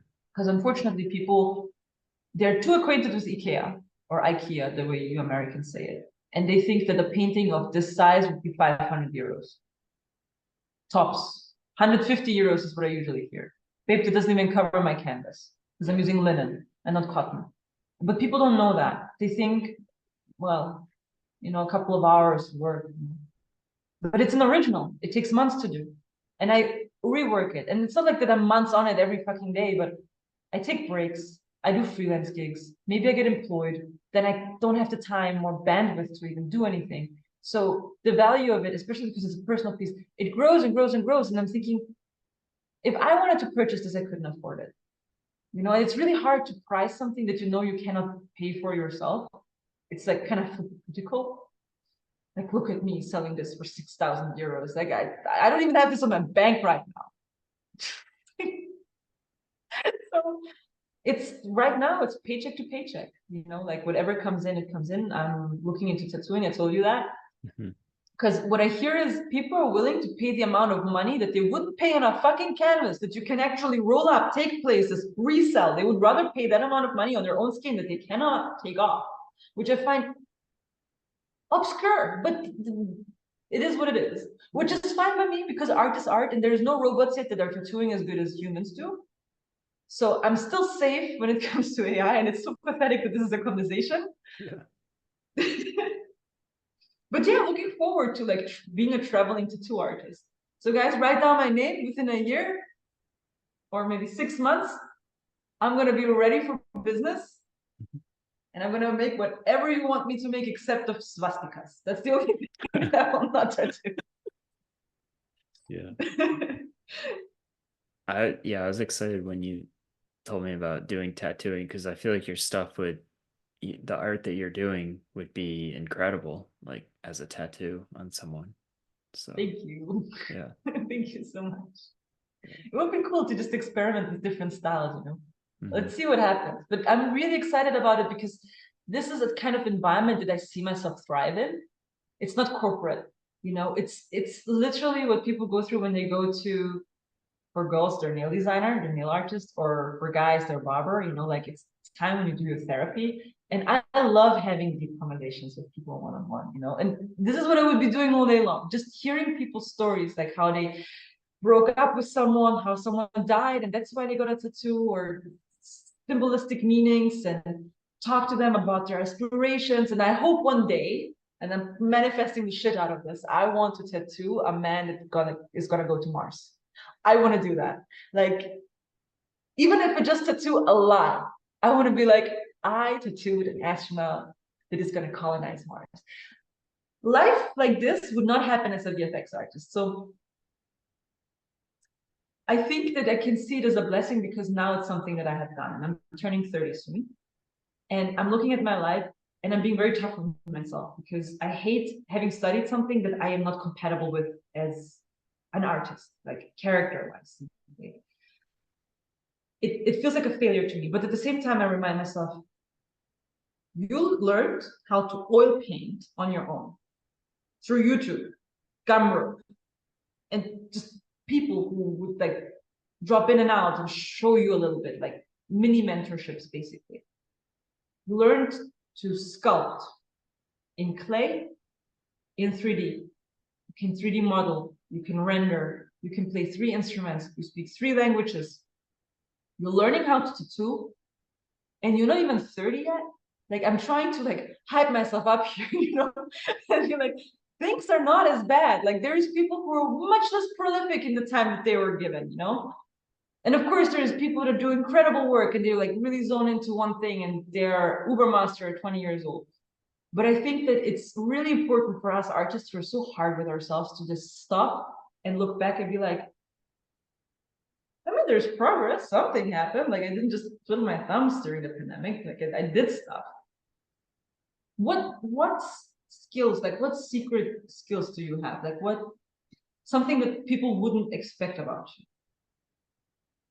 Um, hmm. I guess I've mentioned it a couple of times, but I play guitar. Guitar was like my life. Like I remember saving up as a kid, like 8 years old, and buying my own guitar. So like I did that all through high school, and I was in bands, and um, we would play at like small venues and stuff around the area. I played in my church band. Um, You told and me you sing, right? no, I can't sing. I wish. But you like to. I would, man, if I, yeah, I wish I could, but I don't know if I would go down that road because when I get into something, I'll just get super into it and then I'll like push other stuff out. So I already have art. Like if I take on another thing, it might be too much. That's how I felt about music too. Mm-hmm. So is I it's a nice like escape and hobby for you now? not even. I completely like I'm so into painting and that I have to freelance stuff. I just don't get to play piano anymore. And I Mm. studied the violin for a year, but I ended up with 5 backpacks when I was a student. I had my normal school bag, I had my laptop and camera bag because I studied photography, I had my violin bag, I had my gym bag, and I believe my skateboard or something. I was always carrying too many things. And that's how my fucking schedule looked like as well. And you cannot get good at something if you're doing so many things at the same time. Like something's gotta give because you have to also put time for rest periods and friendships, like some social development, and the days are just not long enough. But Yeah. I love to sing. It's it's not something that I'm great at, but just it gives me something. It tickles me somewhere in my chest. It feels good. Like musicals. I love musicals. I did that as a kid a lot. Yeah. Um, what Did you else ever do do you improv? improv? No. Do you, Okay, Zach, that's my homework for you. oh my gosh, that sounds like hell. It, I I would, think you out of all people should do it. oh no. They will, they will, they will teach you how to speak louder because you're just quiet. I want you What? to like get into your tenor, into your bass, and like, let the man out. So you have access to this masculinity, and that's gregariousness that is slumbering deep inside of you. I want you to tickle this out of you All because right. then your appearance would match this lion that is somewhere hidden and deeply in a cave somewhere. I want to see that. I want to see you like loudly proclaim yourself on a stage and be like, I am here, watch me in all my glory. Oh my I God. cannot imagine you do that. No. If I were you, oh my God, I would enjoy the shit out of life. Oh my God. With the most beautiful woman in the world on my side. You lucky bastard. What else do you do for fun, like non-art related? I have a dog now. Yep. And as great as she is, it's not always fun because it's not like having a cat. So she takes a lot of time right now, but she's still a young dog. So I'm hoping that that'll get better. Otherwise, I am getting to know my city again. I'm trying to reconnect with old friends and make new friends. Um, and I really am working on my female friendships. I was neglecting that so much as a young person,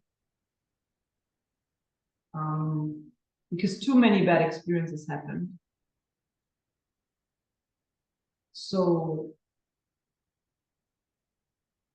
trusting my own sex again or my own gender again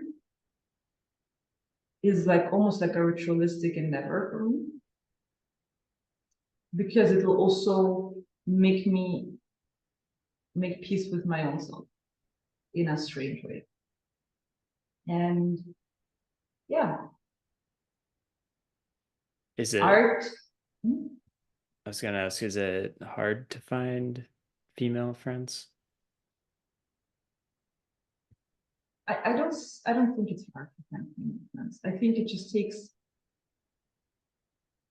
effort like any other relationship, you know, um, to open yourself up to someone when you're inherently scared of how you can get hurt. And that's any relationship, it doesn't matter what gender. But I had this chip on my shoulder with female friendships that I'm really working through, and it's getting, like, if you asked me a year ago, like if I looked at myself a year ago and now, I would not recognize myself.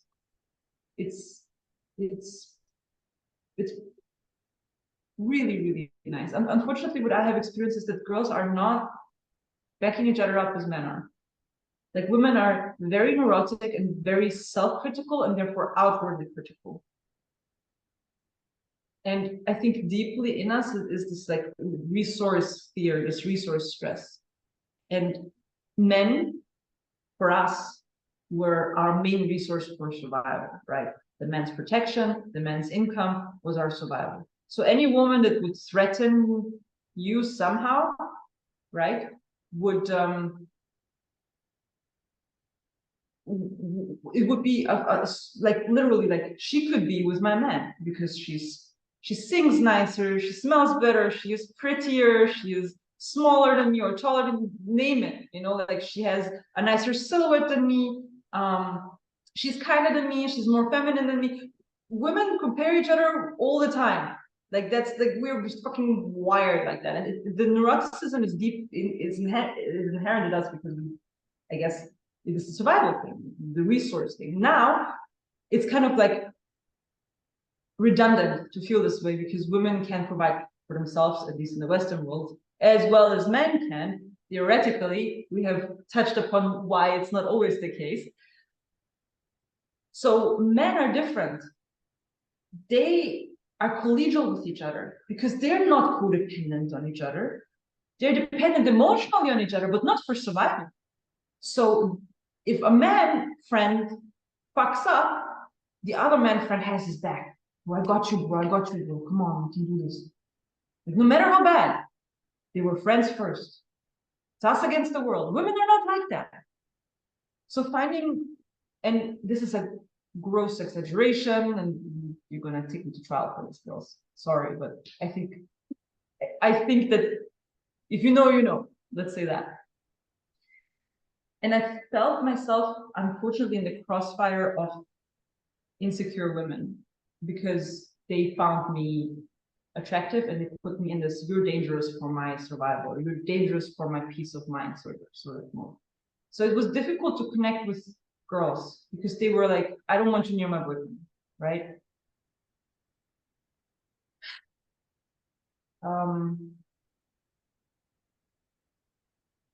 But there's exceptions. Just finding them, finding women that are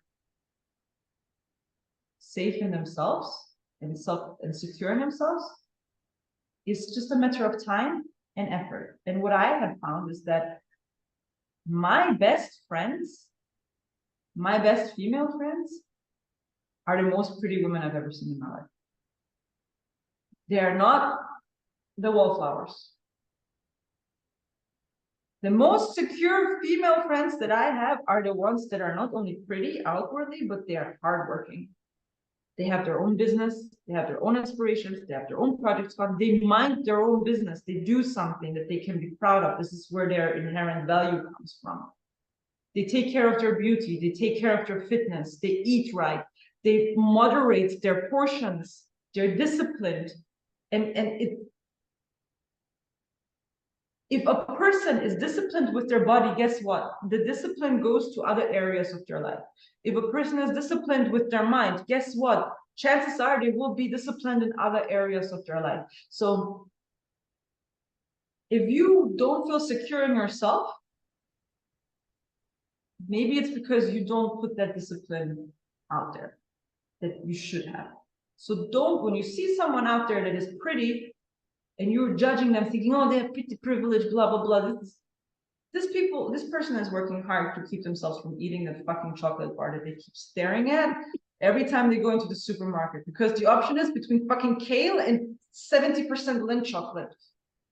This is the fucking, like, it takes lots of energy to make good choices incrementally every day in the micro, but then also in the macro. So don't come to me with your fucking pretty privilege. You don't know what it is like. Go get fit, and then we'll talk about what it is like to get pretty privilege, because you get weird stares, and believe me, they're not feeling good when someone is undressing you with their eyes. Pretty privilege, my ass. Just because you get your foot in the door doesn't mean it's the right door. It's usually the bathroom. Oh my God. It's not the fucking conference room. Oh, yeah. Watch me get Zach canceled for real. Can you relate to that, Zach? Ever since you have fucking blown up? Don't leave me hanging alone there. Yeah, girls have done some pretty crazy things, but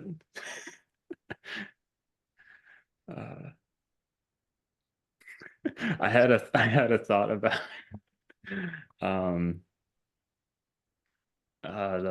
the friendship thing that I relate to. Like, I cannot be friends with someone who's not kind of like, this isn't to sound like egotistical or something, but like someone who doesn't have their shit together, you know, like someone who's not kind of like on my level. Because like I'm successful career, I'm in shape, my life is going good. I can't I can't be friends with someone who's like um, you know, like has let themselves go. They're, you know, just struggling through life. Um, so those kind of people, those are the ones that like the guy I was mentoring, those like he saw himself as like lower than me so he could like attack me in a way. So if someone's like at your level, they're not going to attack you. They're not going to try to bring you down in any way. That's what I told you about, like in the beginning, leveling. Like when you feel inferior, you have to like try to find a chink in their system. Yeah. And if you cannot find it, you'll invent it. Or you try to shoot in the dark, right? You guess, you cold guess. And then when they see a reaction and they're like, ah, I got something. Let's work with that. It's stupid. One of my best friends, like I met her, I was at a museum and I had to wingman a guy. He said, that one. And I said, I'm not gonna talk to her. Like she's majestic as fuck. Like it was the museum threw a party and she was a goddess. Like she was shining. Like you could see her like 20 meters away. And like it was, she was ethereal.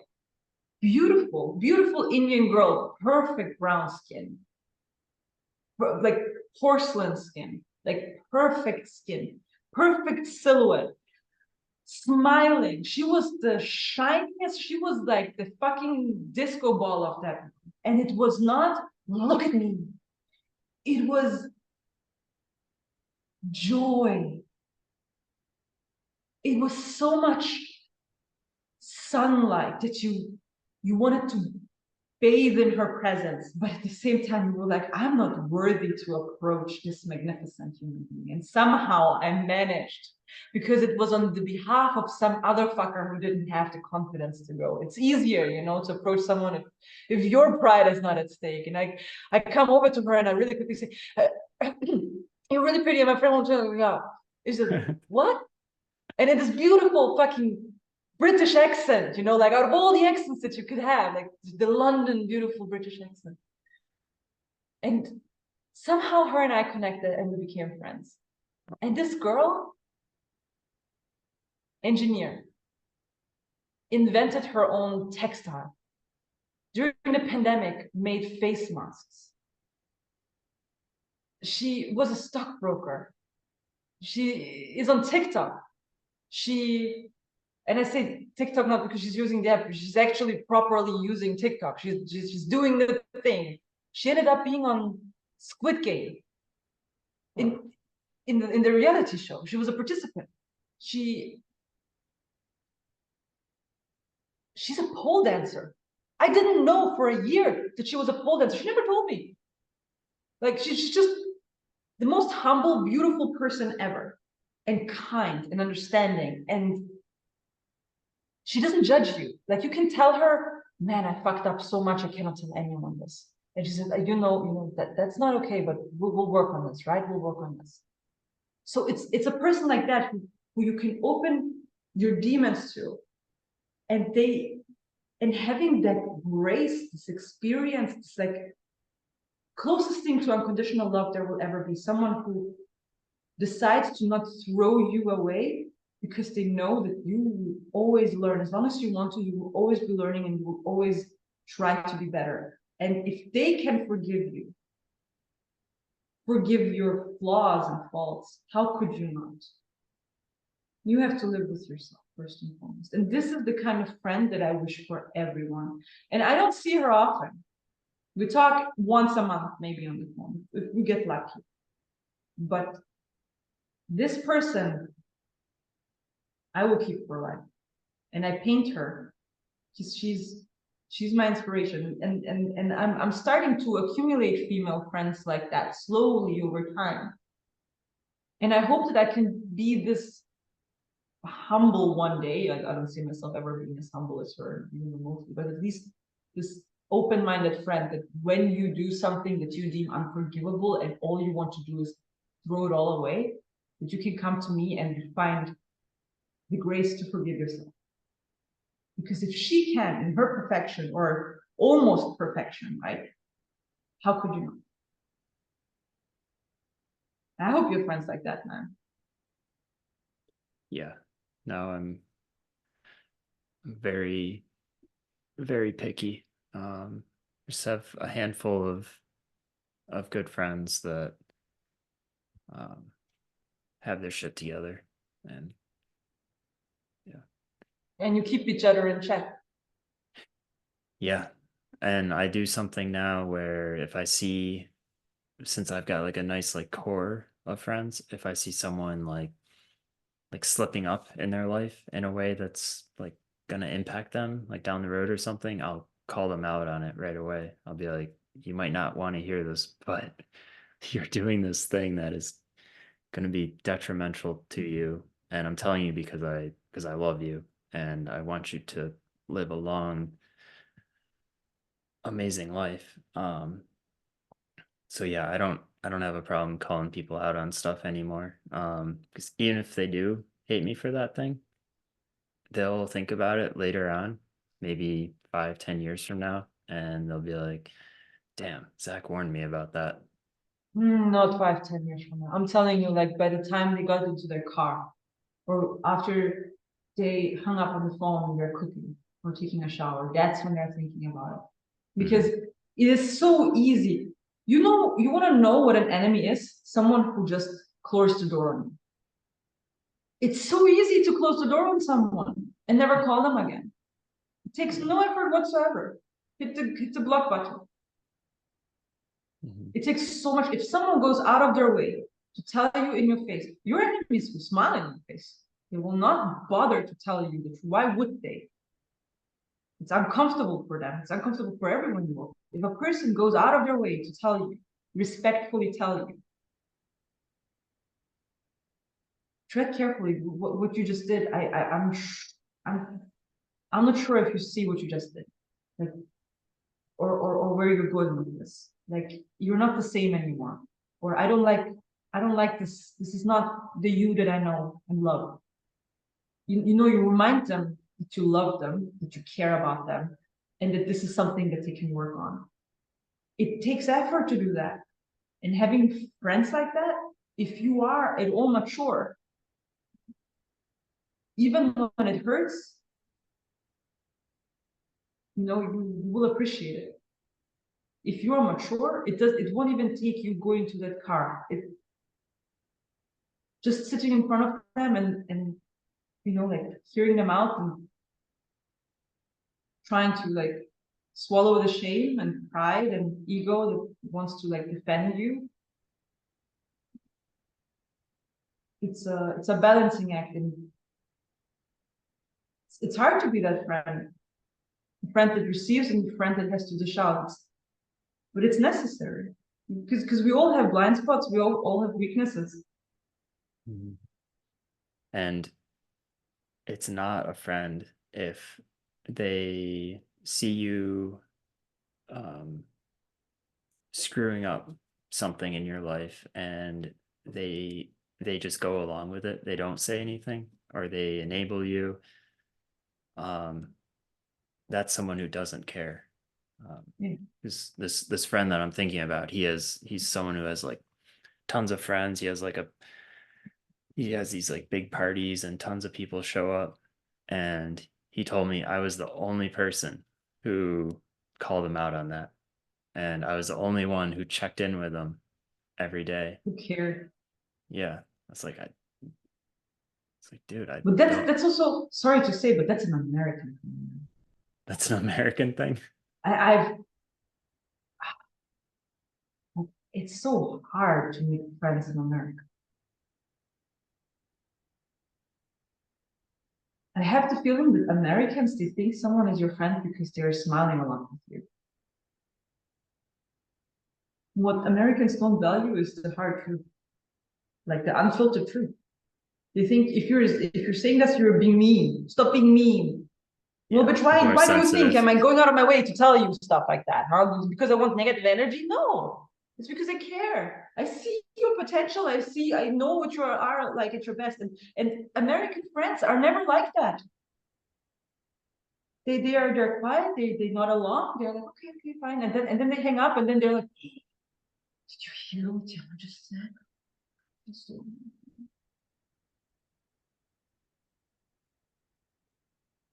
Yeah, that's horrible.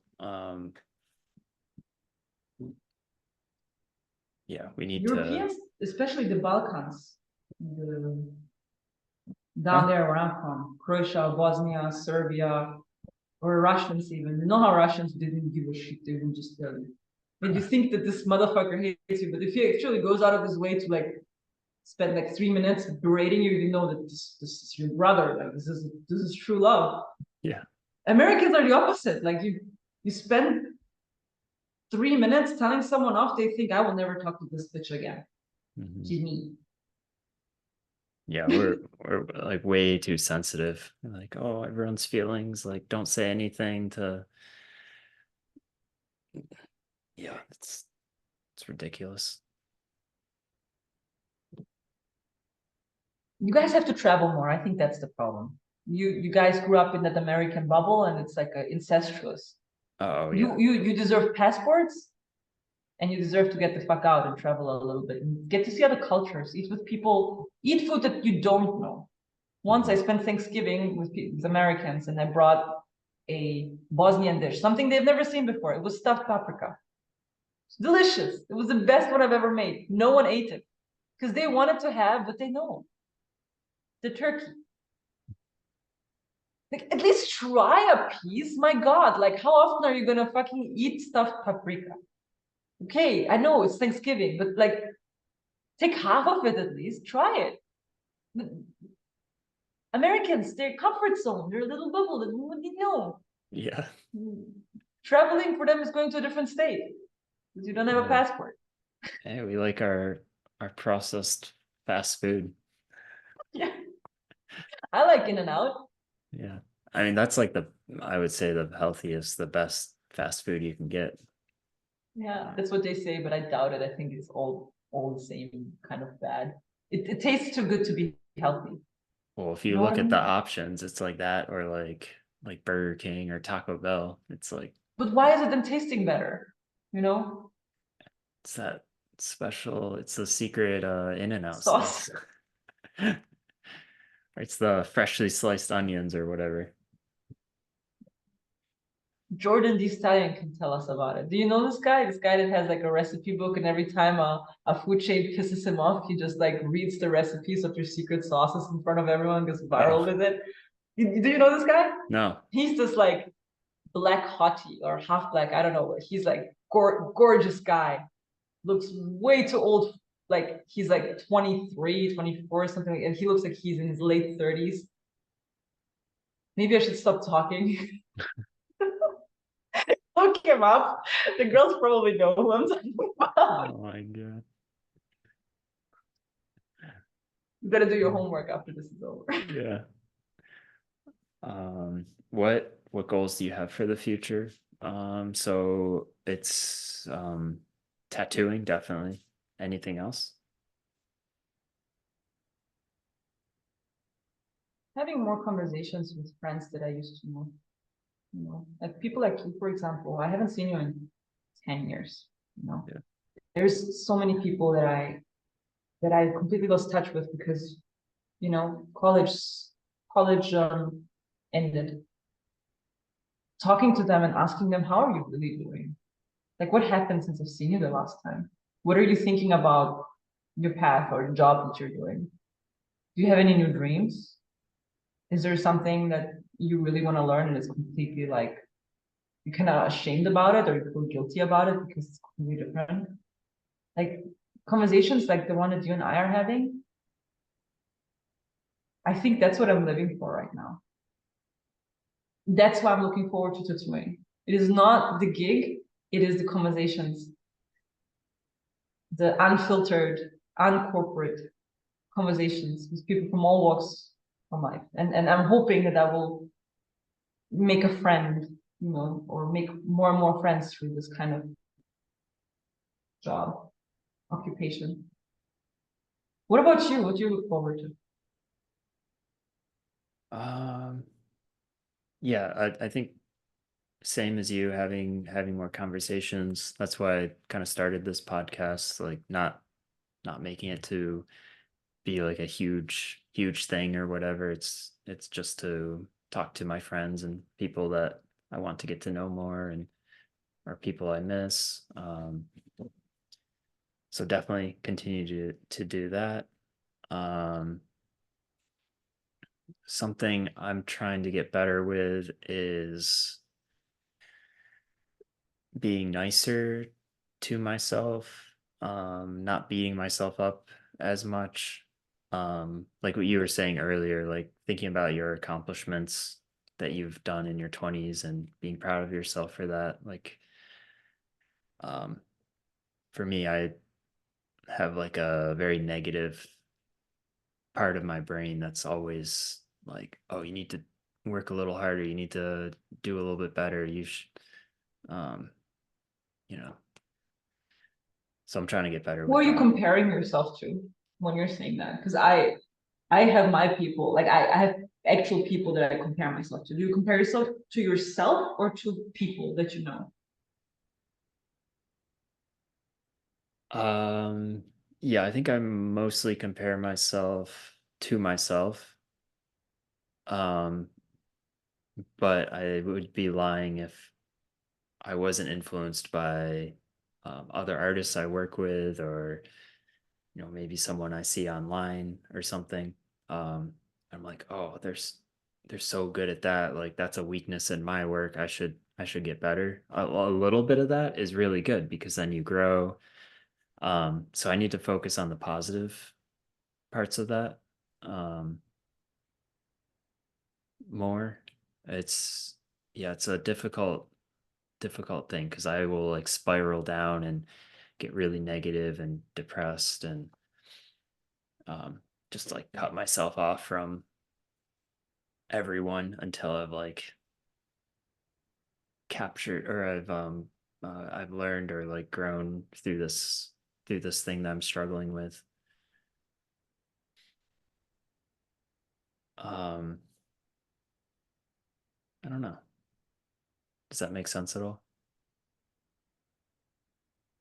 Do you deal with that at all? At all?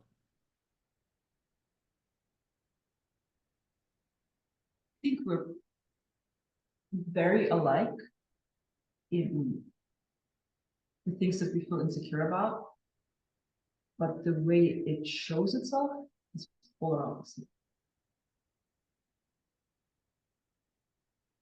Um, what's the word? Like when you're growing up, you want to um impress your parents, or you want to what's the word? There's a word for it. Um, Validation. Yeah, you want like validation from your parents. And if you don't get that, then you're struggling with that your whole life unless you can deal with it somehow. Um, so like for me, I didn't really get that. I like my dad said he was proud of me like a couple of years ago. I think for the first time, which was cool. What happened when he told you? What happened to you? Um, I don't. They've never really shown much like emotion or anything, so it's kind of just like weird. Like I was like, hmm, that's weird coming out of your Did mouth. it feel like disgust? Did it feel like surprise? Did it feel positive or negative? Like I know he meant it. It's probably hard for him to say that because he's not used to like expressing things like that. Do you remember what made him say it? Um, Not exactly. I think it was something with like a job. Maybe I started working at Disney or something like that. You evaded though my first question, which is how did it feel for you? You talked about him, how it's not normal for him, but how did it feel for you to hear I'm proud of you so much? Um, it felt like we were, because he's been like very No, no, strict no, no. author. How, Zach, how did it Mm, feel to hear your father say, I'm proud of you, son?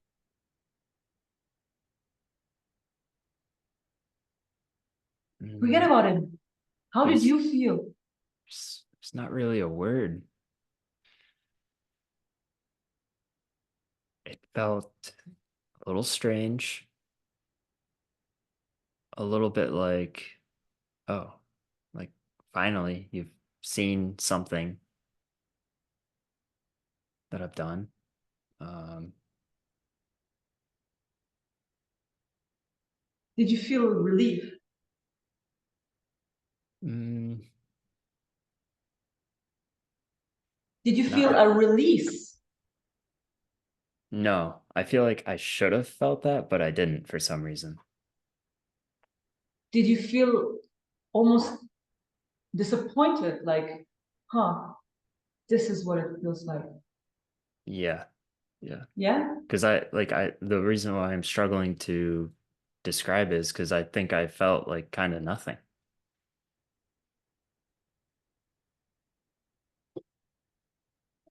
And I don't Do know you if feel like you went that's, numb? yeah, a little bit.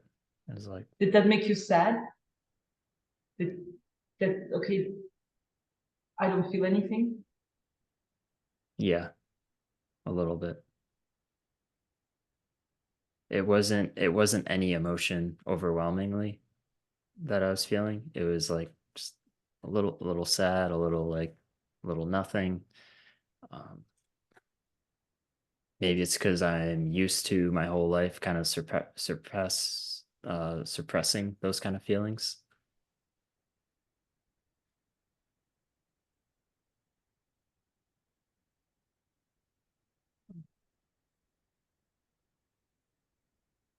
Do you want to hear him say it again? No. Is it because you're afraid that how you will react? That it won't make you feel anything? That it will or make you feel uncomfortable? Um, yeah, I think I'm worried about making me feel uncomfortable because uh, it was a similar feeling when my mom said she loved me when I was, I don't know, like 27 or something. I was like, oh man, mom, you don't say those words. Like that's so weird. How are you now with validation giving? Do you tend to tell people that you're proud of them? Do you tend to tell people that you love them? Mm, I think I struggle with it a little bit. I can tell people like, "Oh, I'm proud of you," or like, "Oh, it's cool what you're doing," stuff like that. But being like a little bit more vulnerable, like that's difficult.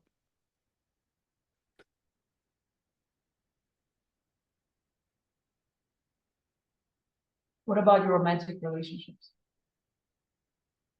Is it just for friendships that you have a discomfort there, or is it also your romantic relationships? I think with that as well. It's almost like yeah, you kind of keep some barriers up to protect yourself. So if you are too vulnerable, then you're really putting yourself out there, and then when you get hurt, um, it's even more painful.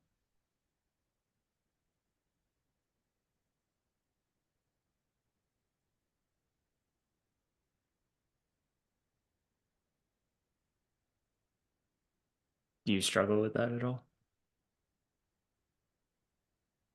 I am the opposite. Mm. So my father told me that he's proud of me for the first time, not by saying it, but by writing it down. He engraved it in gold. Wow. He told it to me the first year that I worked in Montreal for NPC. It was a Christmas gift. It was a necklace with a big heart on it. And it said, I'm gonna cry.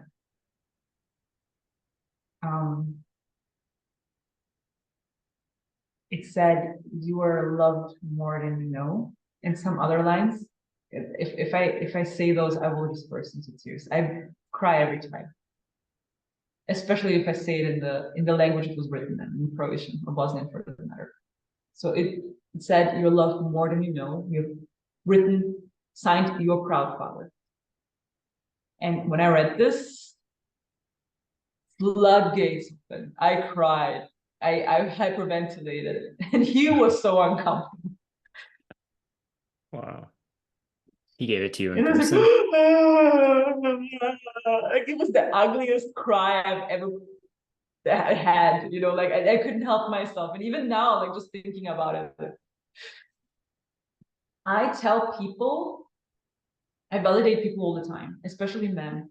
Women, they hear pretty often, or people think that they hear often. I mean, women do it to themselves more. Guys aren't No, like, they do it to each other. yeah, yeah. To themselves, we say, you ugly fucking bitch, look at how fat you are. You. My dog is like, don't talk to yourself like that, mommy. Yeah, no, that's that's what I meant. Like, No, but we hype each other up, but men so rarely get an encouraging word. So in all my relationships and friendships with men, I always like make sure I give them an encouraging word. mhm. I'm sure you've seen like the meme or whatever online where it's like a guy gets a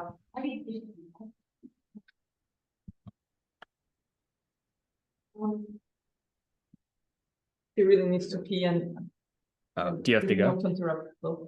But yeah, like I'm overly communicative because I believe that a lot of men don't hear it enough that they are very good at what they do. That how thoughtful they are, how beautiful what they say is, or what they do is, or how they think is, or how they work is. Because I know that they don't hear it. They're just expected to do it.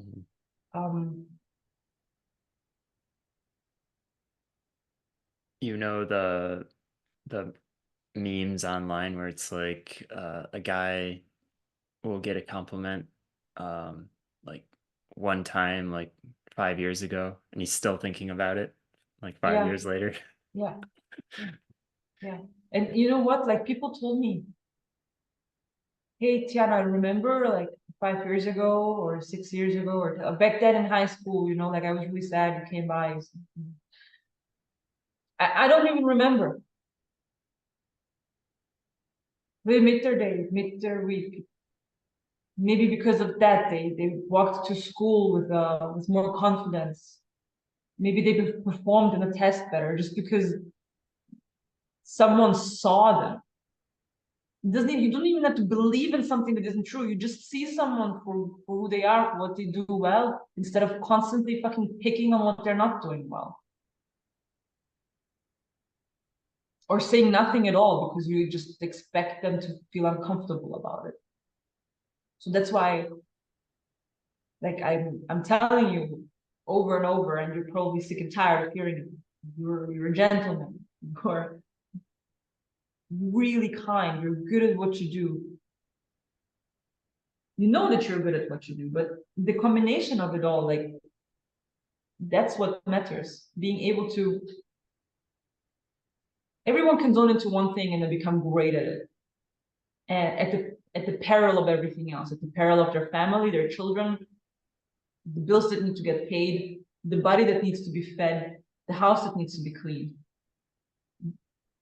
But from what I've experienced talking to you recently, but also back then when I knew you, you try to have an overall good life. You care about people, you take care of them, you care about your life, you care about your physique, your food intake, apparently. I mean, it's obvious.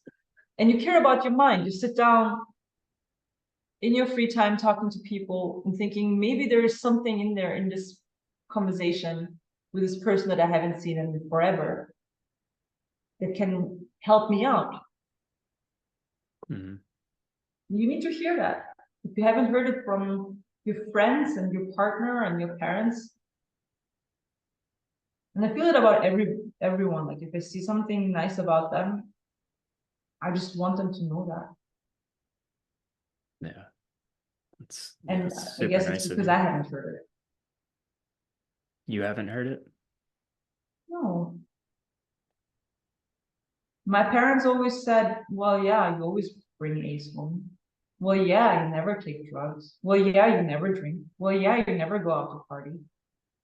Well, yeah, you never do something like teenager-ish. It's just who you are. But they don't know that it took effort on my end. Yeah. So I kept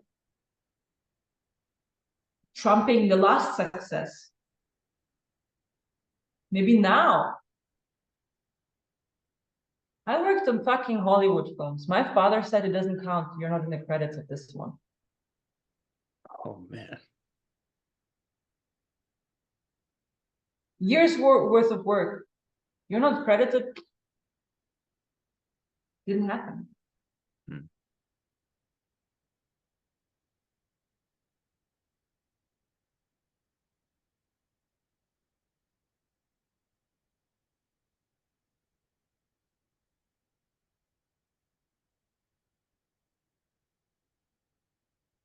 Has he changed now, or is it kind of the same?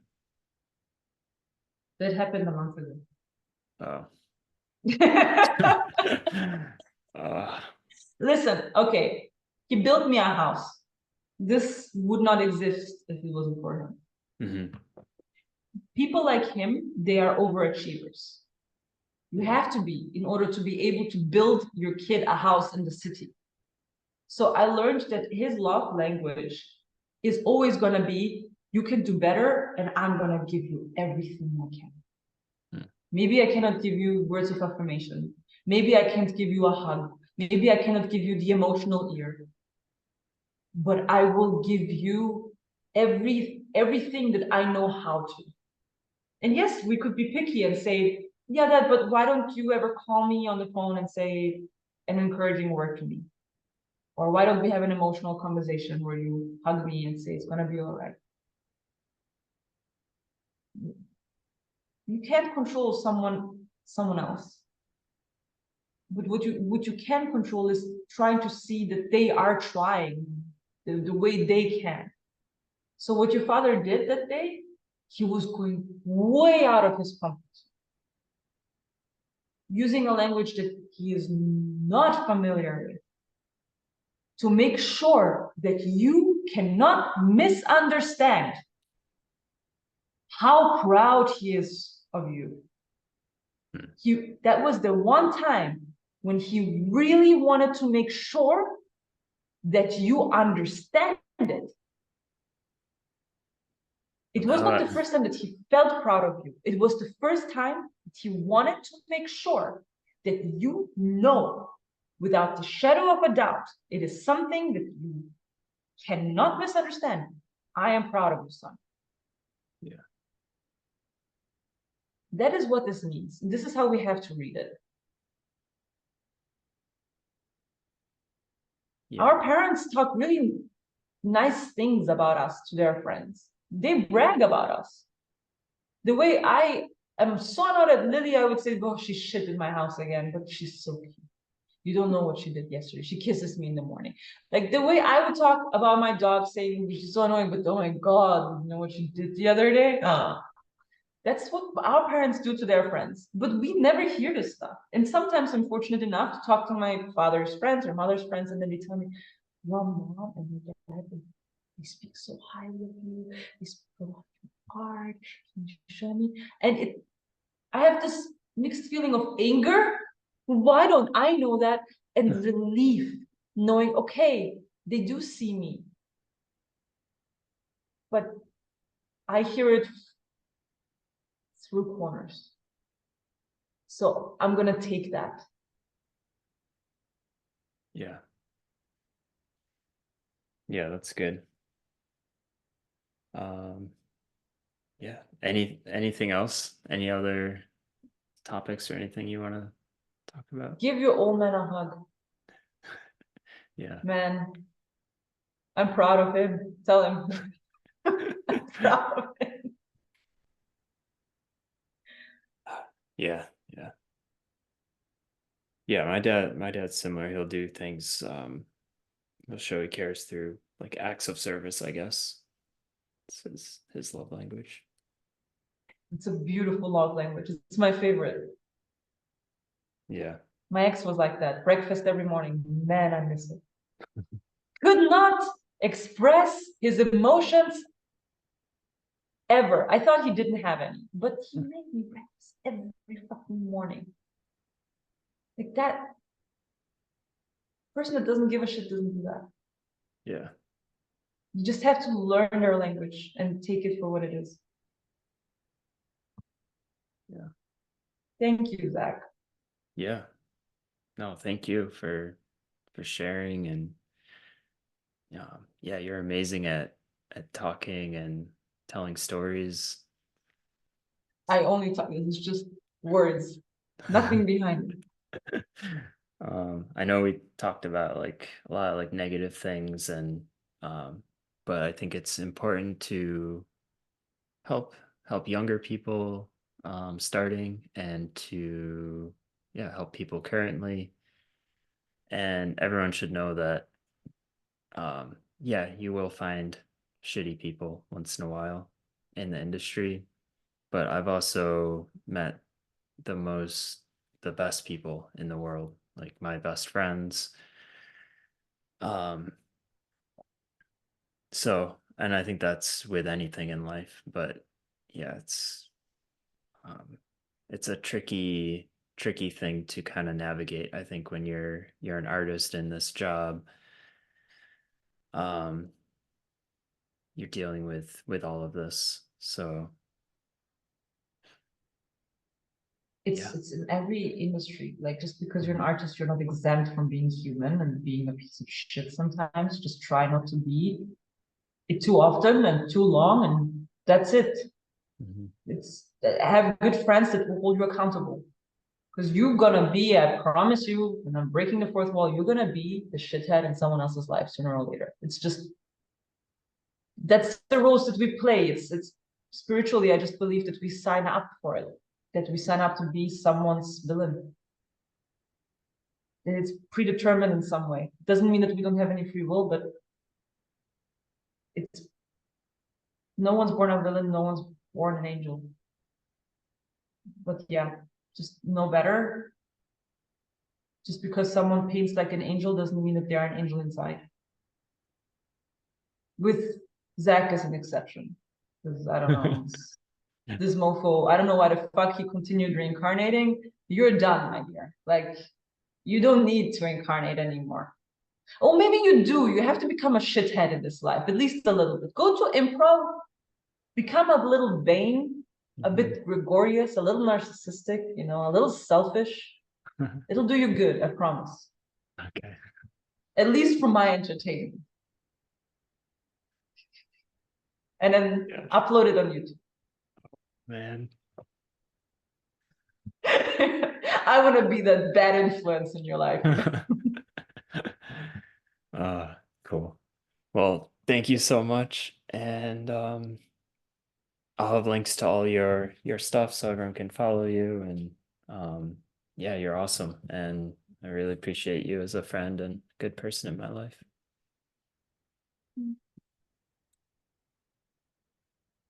Talk to you soon. Me cry. Air hug. Thank you so much, man. Yeah. This was fun. Yeah. You have to give your cute fluff a walk. Yeah, she's locked out of the house. I'm gonna do it right away. Cool. All right. And I'm gonna